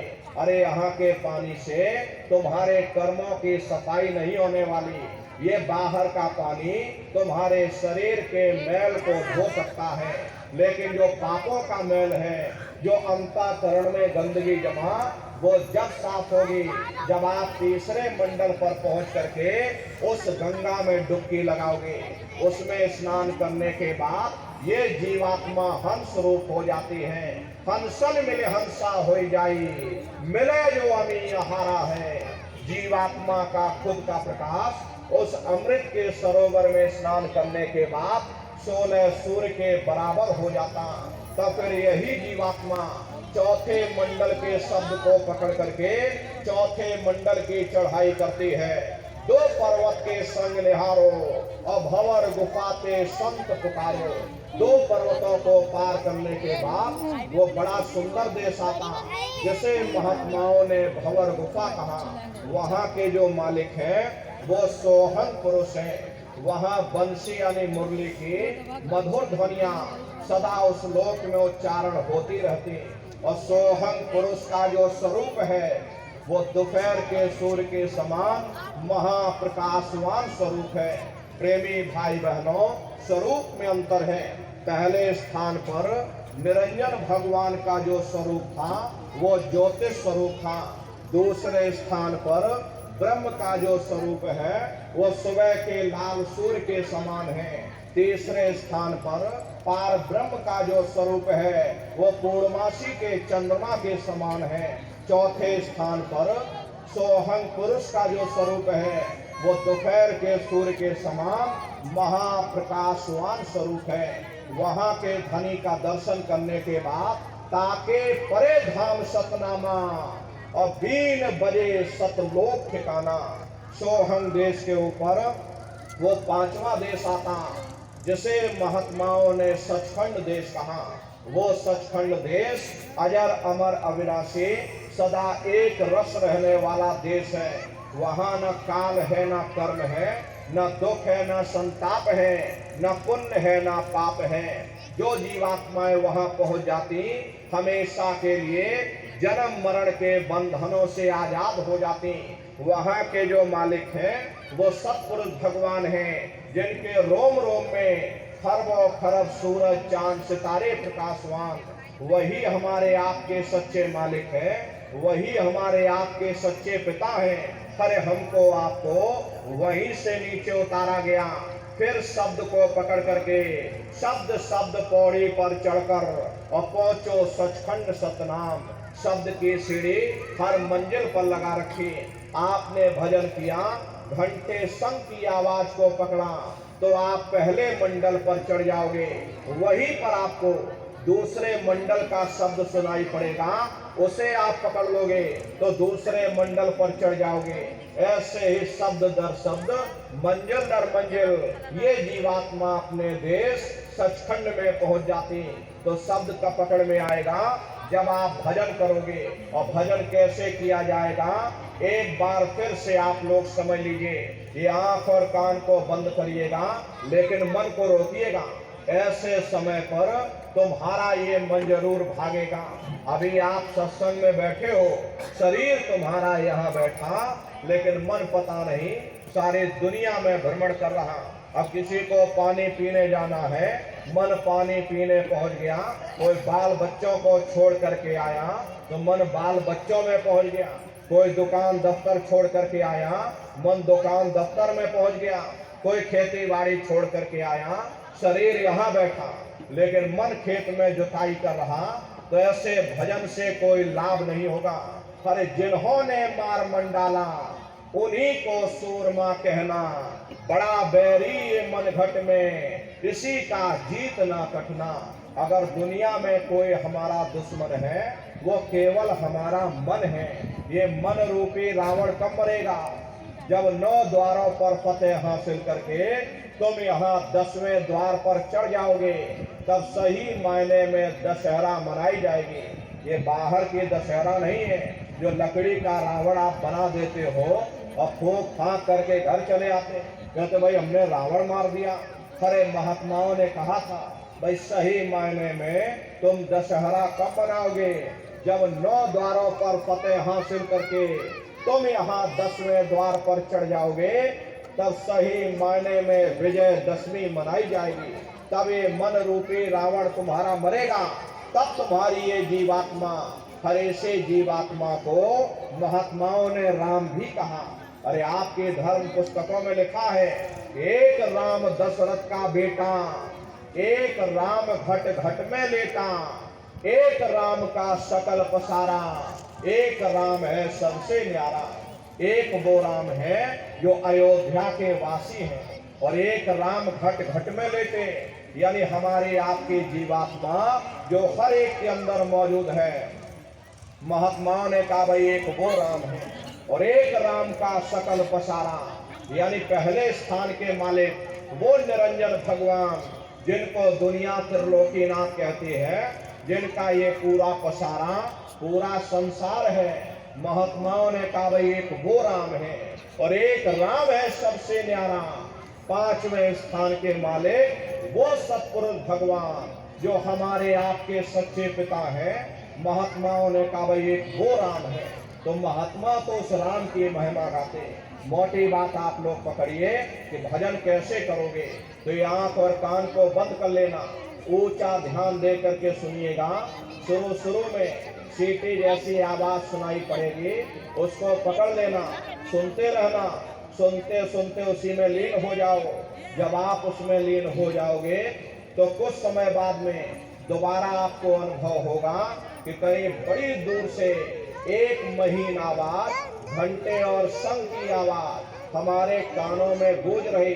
जब घंटे शंख की आवाज आपको सुनाई पड़ने लग जाए, तब आप सीटी की आवाज को छोड़ देना और घंटे शंख की आवाज को पकड़ लेना। एक बार प्रेमी भाई बहनों आप उस आवाज को पकड़ लो, फिर वो आवाज आपको नहीं छोड़ेगी, खींच करके शरीर से बाहर कर देगी। तो रोज आना, रोज जाना, रोज ब्रह्मांडों की सैर करना, रोज देवी देवताओं के दर्शन करना, रोज राम के दर्शन करना, रोज कृष्ण के दर्शन करना, और घूम करके फिर अपने शरीर रूपी घोंसले में वापस चले आना। तो सुमरन, ध्यान और भजन, ये 3 क्रियाएं आपको बताई गई। रास्ता बिल्कुल सच्चा है, आप करोगे तो आपको अनुभव होगा, दिखाई भी देगा और सुनाई भी पड़ेगा। प्रेमी भाई बहनों, लेकिन इतना ध्यान रखिएगा, जो भी दिखाई सुनाई पड़े उसे अपने अंदर हजम करिएगा। जितना हजम कर ले जाओगे उतना रास्ता खुलता चला जाएगा। तो सुमरन, ध्यान और भजन नित्य नियम से करिएगा, नागा नहीं होना चाहिए। अरे शरीर को भोजन देते हो, सुबह दोपहर शाम खाते हो, लेकिन कभी आपने विचार नहीं किया ये जीवात्मा जो जन्म जन्मांतरों से भूखे प्यासे बैठे, तभी आपने इसको भोजन नहीं दिया। पर इसका भोजन शब्द है, इसका भोजन नाम है। अपना ये नियम बनाइए कि पहले हम अपनी जीवात्मा को भोजन देंगे, फिर अपने शरीर को भोजन देंगे। अगर ये नियम आपका बन गया तो आपका लोक भी बन जाएगा और आपका परलोक भी बन जाएगा। हरे प्रेमी भाई बहनों, मालिक को पाने के लिए तुम्हें घर बार छोड़ने की जरूरत नहीं है, तुम्हें समाज छोड़ने की जरूरत नहीं है, तुम्हें जात और बिरादरी बदलने की जरूरत नहीं है। पर ये जात पात के रगड़े झगड़े ये हमारे अपने नहीं है, ये सिर्फ हमारे मन की खुराफात है। आप सभी लोग बुद्धिमान हो, अपनी अपनी बुद्धि से आप सभी लोग विचार करिएगा। जब गुरु नानक साहब नहीं आए थे तब कोई सिख नहीं था, जब मोहम्मद साहब नहीं आए थे तब कोई मुसलमान नहीं था, जब ईसा मसीह साहब नहीं आए थे तब कोई ईसाई नहीं था। और पीछे लौटते चले जाओ तो केवल मनुष्य ही मनुष्य रह जाते। ये रगड़े झगड़े किसने पैदा किए? ये हमने आपने पैदा किए। अरे कोई भी महात्मा यहाँ पर आकर के ना कोई कौम बनाने आता, ना कोई यहाँ मजहब चलाने आते, और ना ही आप हमारे हाथों में ये डंडे और तलवारें देने के लिए आते। अरे आपको सच्चा मार्ग, सनातन मार्ग समझाने के लिए इस धरा भूमि पर शरीर रूप में अवतरित होते हैं। इसीलिए महात्मा कहते हैं, भाई जाति पाति पूछे नहीं कोई, हरि का भजे सो हरि का हुई।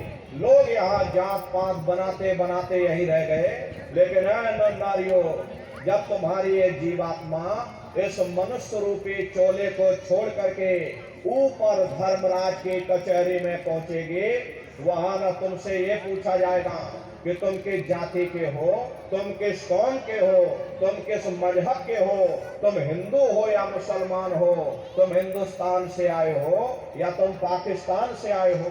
अरे वहां तुम्हारे कर्म देखे जाएंगे, भक्ति भाव देखा जाएगा, मालिक से मिलने का प्रेम और प्यार देखा जाएगा। इसीलिए महात्मा कहते हैं, भाई मालिक को पाने के लिए तुम्हें जात बिरादरी बदलने की जरूरत नहीं है, तुम्हें समाज छोड़ने की जरूरत नहीं है, तुम्हें घर परिवार छोड़ने की जरूरत नहीं है, तुम्हें जंगलों पहाड़ों में भटकने की जरूरत नहीं है, तुम्हें साधु सन्यासी और बाबा बनने की जरूरत नहीं। अरे भाई तुम अपने अपने घर परिवार में रहो, अपने अपने समाज में रहो, समाज की रीत नीति के अनुसार रहो, मेहनत और ईमानदारी से काम करो, और 24 घंटे में घंटा 2 घंटा अपने जीवात्मा के कल्याण के लिए सुरत शब्द नाम की कमाई यानी कि सुमरन ध्यान और भजन करिएगा। करे नर नारियों, यही दौलत तुम्हारे काम आएगी, बाकी सब यही पड़ा रह जाएगा। सुई की एक नोक भी तुम्हारे साथ में जाने वाली नहीं है। अरे बड़े बड़े राजे महाराजे आए, सारे जिंदगी उन्होंने ये किला बनाते बनाते गुजार दिया। आज उनके किलों को जाकर देखो, आज खंडहर बने पड़े हुए हैं। विश्व विजेता सिकंदर सारे दुनिया पर राज करने का ख्वाब देखता था, वो भी मुट्ठी खोल करके चला गया। कोई क्या साथ लेकर जाएगा? जो चीज तुम्हारे साथ में जाने वाली वो केवल परमात्मा की भक्ति है। इसलिए प्रेमी भाई बहनों, वो दौलत कमा लो जो अंत समय में तुम्हारे काम आवे, वरना ये समय तुम्हारा निकलता चला जा रहा। ये श्वासों की पूंजी दिन प्रतिदिन कम होती चली जा रही। हम लोग कहते हैं कि भाई हमारी उम्र बढ़ रही, अरे आपकी उम्र बढ़ नहीं रही, आपकी उम्र दिन प्रतिदिन घटती चली जा रही।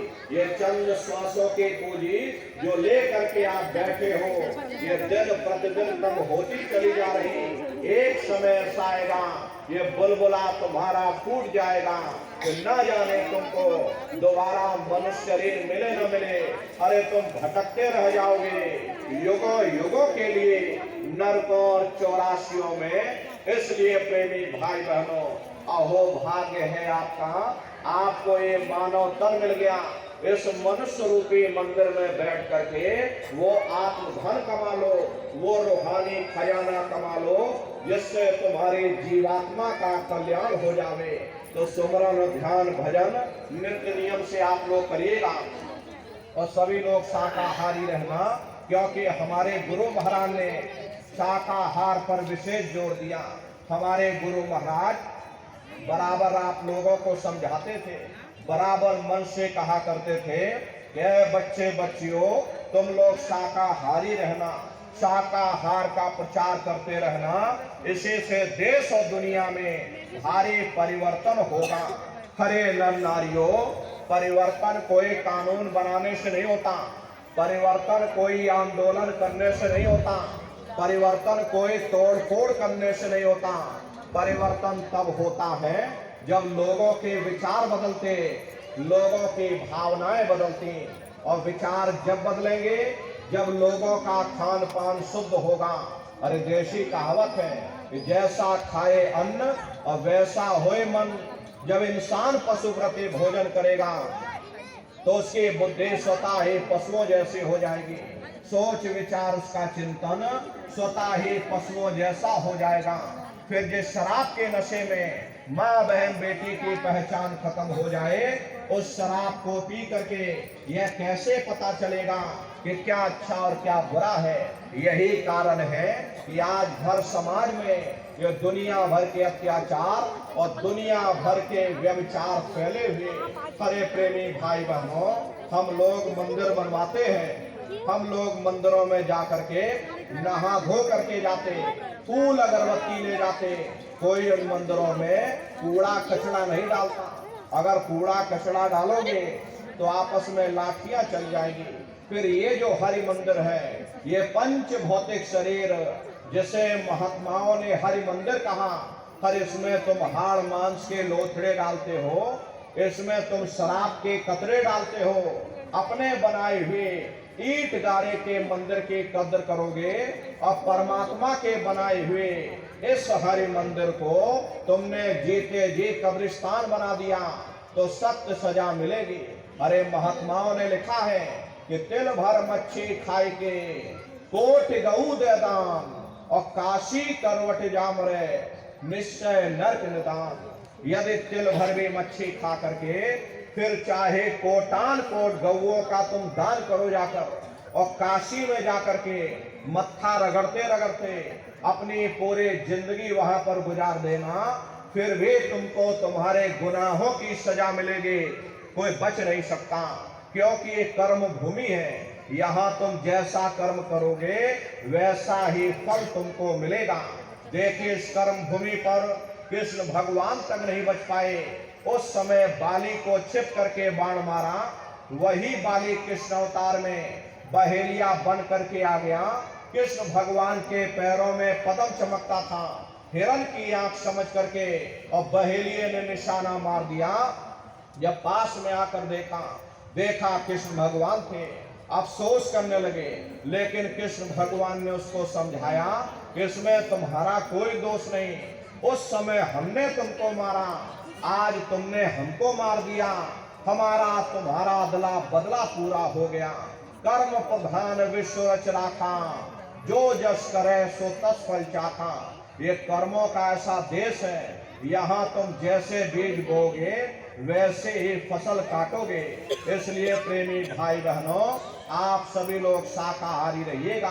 कोई ऐसा नशा मत करना जिससे बुद्धि तुम्हारी पागल हो जाए, घर में माँ बहन बेटी की पहचान खो दो। ये तरह तरह की बीमारियां जो आज के समय में फैल रही, इसका मुख्य कारण एक ही है, लोगों का खान पान दूषित हो चुका। अरे सीधी सी बात है, आप लोग बुद्धिमान हो, अपनी बुद्धि से स्वयं विचार करिएगा।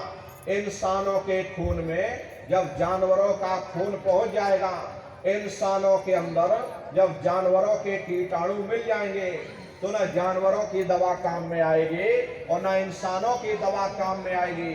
परिणाम क्या होगा? ऐसी महामारियां फैलेंगी। इसलिए प्रेमी भाई बहनों, आपसे हमारी प्रार्थना है कि आप सभी लोग शाकाहारी रहिएगा। अरे आप राम को मानते हो, आप कृष्ण को मानते हो और भी महात्माओं को मानते हो, तो कभी राम ने मांस नहीं खाया, कभी कृष्ण ने शराब नहीं पी। हरे प्रेमी भाई बहनों, जितने भी महात्मा हुए, चाहे राम हुए, चाहे कृष्ण हुए, चाहे और जितने देवी देवता महात्मा हुए, हम लोगों को यही संदेश दे करके गए कि अहिंसा परमो धर्मा। प्रेमी भाई बहनों, अगर हमने किसी को बनाया नहीं तो मिटाने का अधिकार हमारे पास नहीं है। अब परमात्मा की बनाई हुई चीज को यदि हम मिटाने की कोशिश करेंगे तो परमात्मा कभी हमसे खुश नहीं रहेगा। इसलिए प्रेमी भाई बहनों, आपसे हमारी प्रार्थना है कि आप सभी लोग शाकाहारी रहिएगा।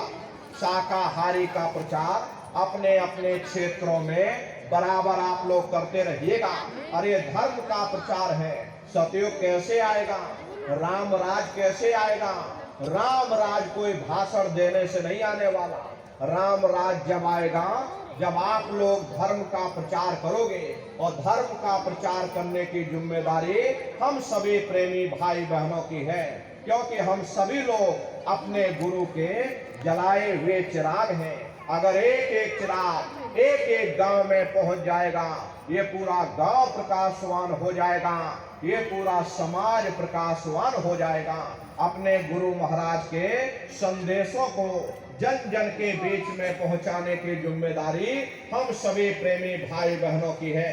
गुरु महाराज कह करके गए कि बच्चा गांव गांव में तुम भजन केंद्र की स्थापना करो, गांव गांव के लोग भजन करने लग जाएं, गांव गांव में सत्संग होने लग जाए, गांव गांव के लोग शाकाहारी हो जाएं, गांव गांव के लोग सदाचारी बन जाएं, आंखों में माँ बहन बेटे की पहचान कायम हो जाए।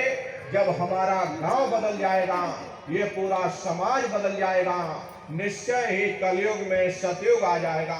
इसलिए प्रेमी भाई बहनों, धर्म के प्रचार में आप सभी लोग अपना अपना योगदान दीजिएगा। देखिए, हमारे गुरु महाराज ने अपना पूरा जीवन 116 वर्ष की आयु तक अपना पूरा जीवन धर्म के प्रचार में समर्पित कर दिया।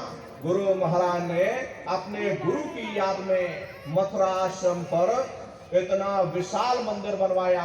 गुरु महाराज हमारे कहते थे कि बच्चा, मंदिर का देवता वहां पर बैठ करके बरकत बांट रहा, अरे आप लोग आइए। वहां कोई रुपया पैसा नहीं चढ़ाया जाता, कोई चंदा चुटकी वहां नहीं चढ़ाई जाती।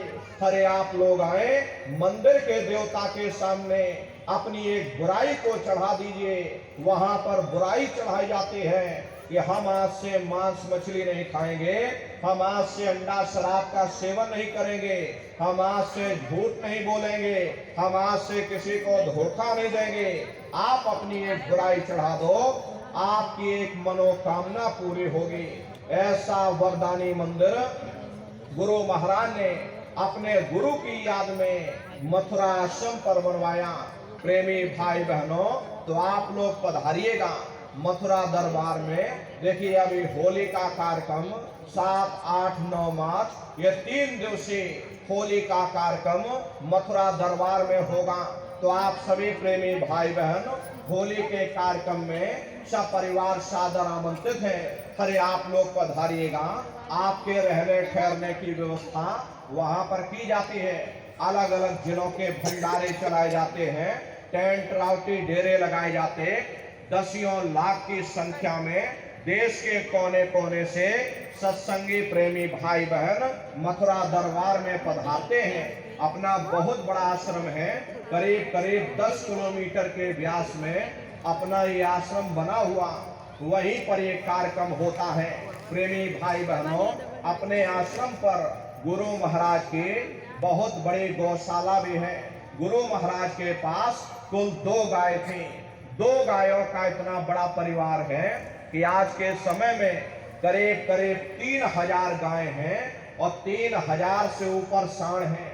गौशाला अलग बना रखी और नंदीशाला अलग बना रखी। किसी को बाहर नहीं भेजा जाता, क्योंकि गुरु महाराज कह करके गए थे कि बच्चा, इनको यही रखना, यही सेवा पानी करना। अगर बाहर भेज दोगे लोग मार देंगे, काट देंगे। इसीलिए चाहे गाय हो या चाहे बैल हो, किसी को बाहर नहीं भेजा जाता। गौशाला अलग बना रखी जिसमें गाय रखी जाती है, और नंदीशाला अलग बना रखी जिसमें सांडों को रखा जाता। प्रेमी भाई बहनों, आप लोग पधारिएगा, अपनी आंखों से गौशाला का भी दर्शन करिएगा। वही बगल में अपना एक बहुत बड़ा अस्पताल है। प्रेमी भाई बहनों, गुरु महाराज की दया कृपा से अस्पताल भी आपके लिए तैयार है। प्रेमी भाई बहनों, ये गुरु महाराज ने सन 70 के दशक में अस्पताल की नींव रखी थी, लेकिन प्रेमी भाई बहनों, गुरु महाराज की दया कृपा से ही वो अस्पताल बन करके और तैयार हो चुका। आप लोग पधारिएगा। प्रेमी भाई बहनों, अस्पताल के बगल में ही अपना एक बहुत बड़ा विद्यालय है, जिसमें 2,500 से 3,000 बच्चे निःशुल्क विद्या अध्ययन करते हैं। कॉपी किताब पढ़ाई लिखाई का खर्चा बिल्कुल निःशुल्क होता है। प्रेमी भाई बहनों, वहां पर अपना एक विद्यालय भी है। प्रेमी भाई बहनों, वो तो गुरु महाराज की कर्म भूमि है, और गुरु महाराज की जन्म भूमि जिला इटावा, ग्राम खितौरा में है। जैसा भव्य मंदिर मथुरा दरबार में बना हुआ, देखिए पोस्टर लगा हुआ, ये गुरु महाराज के मथुरा दरबार में ये भव्य मंदिर बना हुआ। ये जो पोस्टर लगा हुआ है, ये गुरु महाराज की जन्म भूमि पर भव्य मंदिर बन करके तैयार हो चुका। 10 साल हो गए, लेकिन मालिक की दया कृपा से ये सेवा बराबर चलती रही, और मालिक की दया कृपा से ही गुरु महाराज के जन्म भूमि पर भी भव्य मंदिर बन करके तैयार हो चुका। ताजमहल उसके सामने क्या है, ऐसे 2-3 ताजमहल खड़े कर दोगे, एक भव्य मंदिर दिखाई पड़ेगा, पूरा मार्बल से बना हुआ। गुरु महाराज के जन्म भूमि पर भी अपना बहुत बड़ा आश्रम बना हुआ, करीब 2000 बीघे में अपना वो आश्रम है। तो प्रेमी भाई बहनों, आप लोग पधारिएगा और गुरु महाराज की जन्म भूमि और गुरु महाराज की कर्म भूमि का दर्शन दीदार लाभ प्राप्त करिएगा। प्रेमी भाई बहनों, और अपने अपने बच्चों को भी बराबर आप सभी लोग सत्संग में लाते ले जाते रहिएगा। हम लोग ये सोचने लगते हैं कि अरे बच्चों को क्या करेंगे ले जाकर, ये बच्चे छोटे हैं, इनको घर में रहने दो, इनको पढ़ाई लिखाई करने दो, अभी इनकी पढ़ाई लिखाई की उम्र है, ये सत्संग सुनना, ये भजन पूजा पाठ करना, ये तो हम लोगों का काम है। इन बच्चों को पढ़ाई लिखाई करने दो, इनको घर में रहने दो, ये हमारी आपकी गलत सोच है। हरे प्रेमी भाई बहनों, पढ़ाई लिखाई जरूरी है। हम ये बात मानते हैं कि आज के भौतिक युग में शिक्षा बहुत जरूरी है। अरे हमको भी गुरु महाराज ने पढ़ाया लिखाया, हम भी पहले 10वीं किए, 10वीं के बाद फिर हमने 12वीं किया, 12वीं के बाद फिर हमने BA किया, BA करने के बाद फिर हमने LLB किया, LLB करके वकील बने। तो गुरु महाराज ने हमको भी पढ़ाया लिखाया, लेकिन पढ़ाई लिखाई के साथ साथ अच्छे संस्कार भी जरूरी है। और प्रेमी भाई बहनों, संस्कार कोई MA BA की डिग्री करने से नहीं पढ़ते, संस्कार कोई डिप्लोमा करने से नहीं पढ़ते। अगर MA BA की डिग्री करने से बच्चों के अंदर संस्कार पड़ जाते तो हिंदुस्तान में इतने वृद्धाश्रम न खोले गए होते। अरे संस्कार पढ़ेंगे महात्माओं के वचनों से, संस्कार पढ़ेंगे सत्संग के माध्यम से। ये बच्चे देश के भविष्य हैं। एक अच्छे समाज के निर्माण के लिए बच्चों के अंदर अच्छे संस्कार डालना ये समय की बहुत बड़ी मांग है। अरे हम लोग अपने बच्चों पर ध्यान नहीं देते हैं, संस्कारों की ये कमी है। वरना पहले के समय में अकेले माँ बाप अपने 4-4 बच्चों को पाल लेते थे, लेकिन आज के समय में वही 4-4 बच्चे अपने माँ बाप को खिला नहीं पा रहे। अरे भाई 10 दिन तुम हमारे घर में छोड़ दो और फिर 10 दिन तुम अपने घर में ले जाना। प्रेमी भाई बहनों, ये संस्कारों की बहुत बड़ी कमी है। आपको अपना बुढ़ापा सुख में व्यतीत करना है, बच्चों का भविष्य बनाना है, तो सबसे पहले बच्चों को अच्छे संस्कार दीजिए, उनको बराबर सत्संग में भी लाते ले जाते रहना।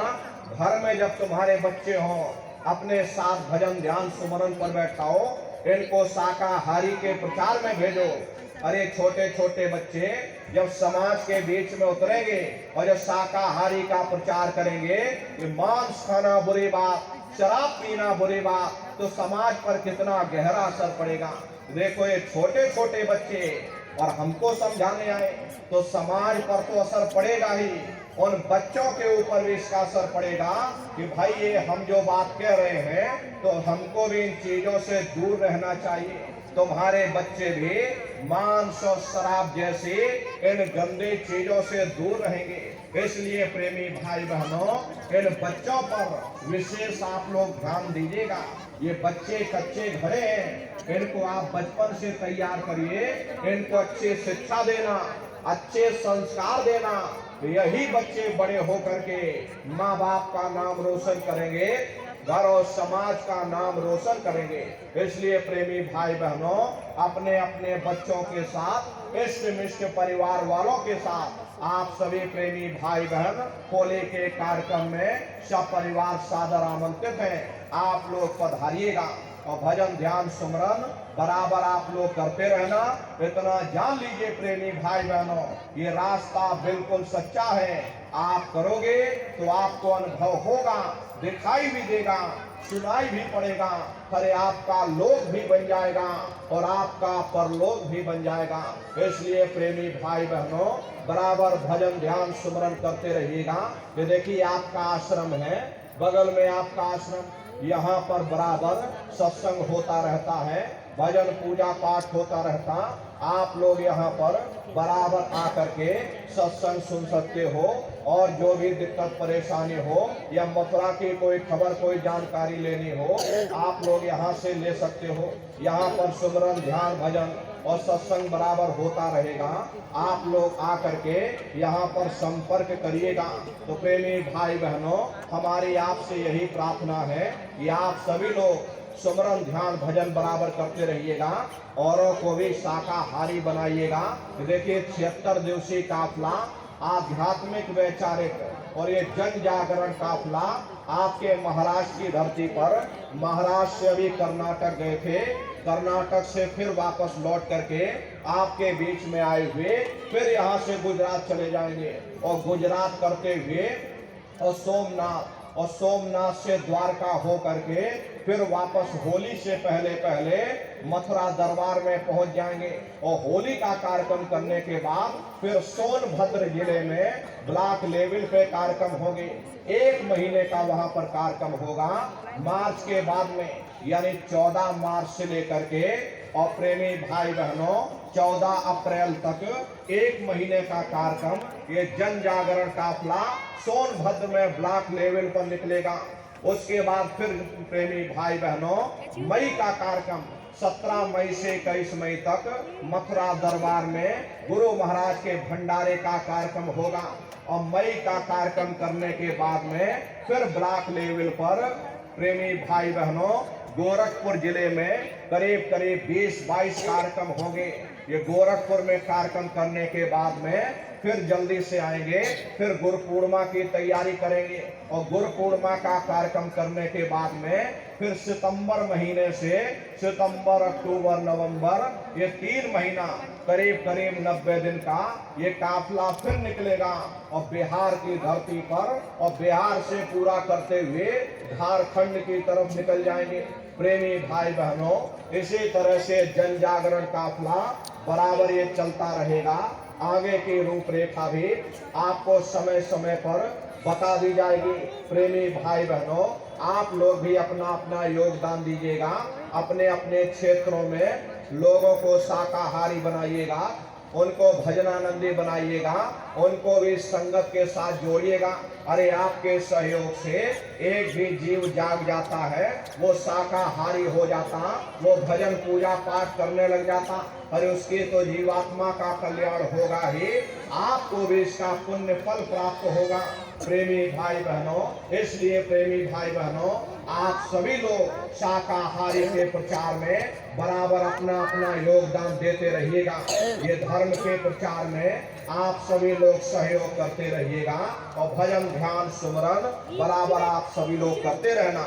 इसी के साथ अब हम अपनी वाणी को विराम देते हैं। आप लोगों ने अपना कीमती समय हमको दिया, इसके लिए आप सभी प्रेमी भाई बहनों को बहुत बहुत साधुवाद है। कहने सुनने में यदि हमसे कोई गलती हुई हो तो प्रेमी भाई बहनों हम तो छोटे हैं, अरे आप सभी लोग हमारी माताएं बहनें बूढ़े बुजुर्ग हमको छोटा समझ करके आप सभी प्रेमी भाई बहन हमको क्षमा करेंगे।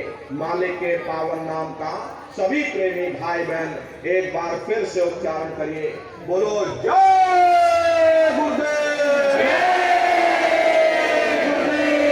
आप सभी लोग खड़े हो जाइए। देखो प्रेमी भाई बहनों, आप लोगों के बीच में ये झोली वाले जाएंगे। जो भी प्रेमी भाई बहन गुरु महाराज की गौओं के लिए दक्षिणा भेंट सेवा देना चाहते हैं तो गौओं के लिए आप झोली में डाल देंगे। अभी हम नीचे उतर जाएंगे, बारी बारी से आप लोगों से मिल भी लेंगे, लेकिन आप लोग धक्का मुक्की मत करिएगा, जल्दबाजी बिल्कुल मत करिएगा, आराम आराम से आइएगा। सबसे पहले माताएं बहनें आएंगी। माताओं बहनों अपने सिर को पूरा ढक करके आप लोग आइएगा। उसके बाद भाई लोग आएंगे। बगल में गुरु महाराज की गाय है, चरण पादुका है, दर्शन करते हुए और सत्संग का प्रसाद ले करके तब आप लोग अपने अपने घरों की तरफ पधारिएगा। प्रेमी भाई बहनों, मालिक के पावन नाम का एक बार फिर से आप सभी लोग उच्चारण करिए, बोलो जय गुरुदेव। जय गुरुदेव जी महाराज का कहना है, खाने से होगी भलाई, खाने से हुए खराब, जोड़ कर विनय हमारा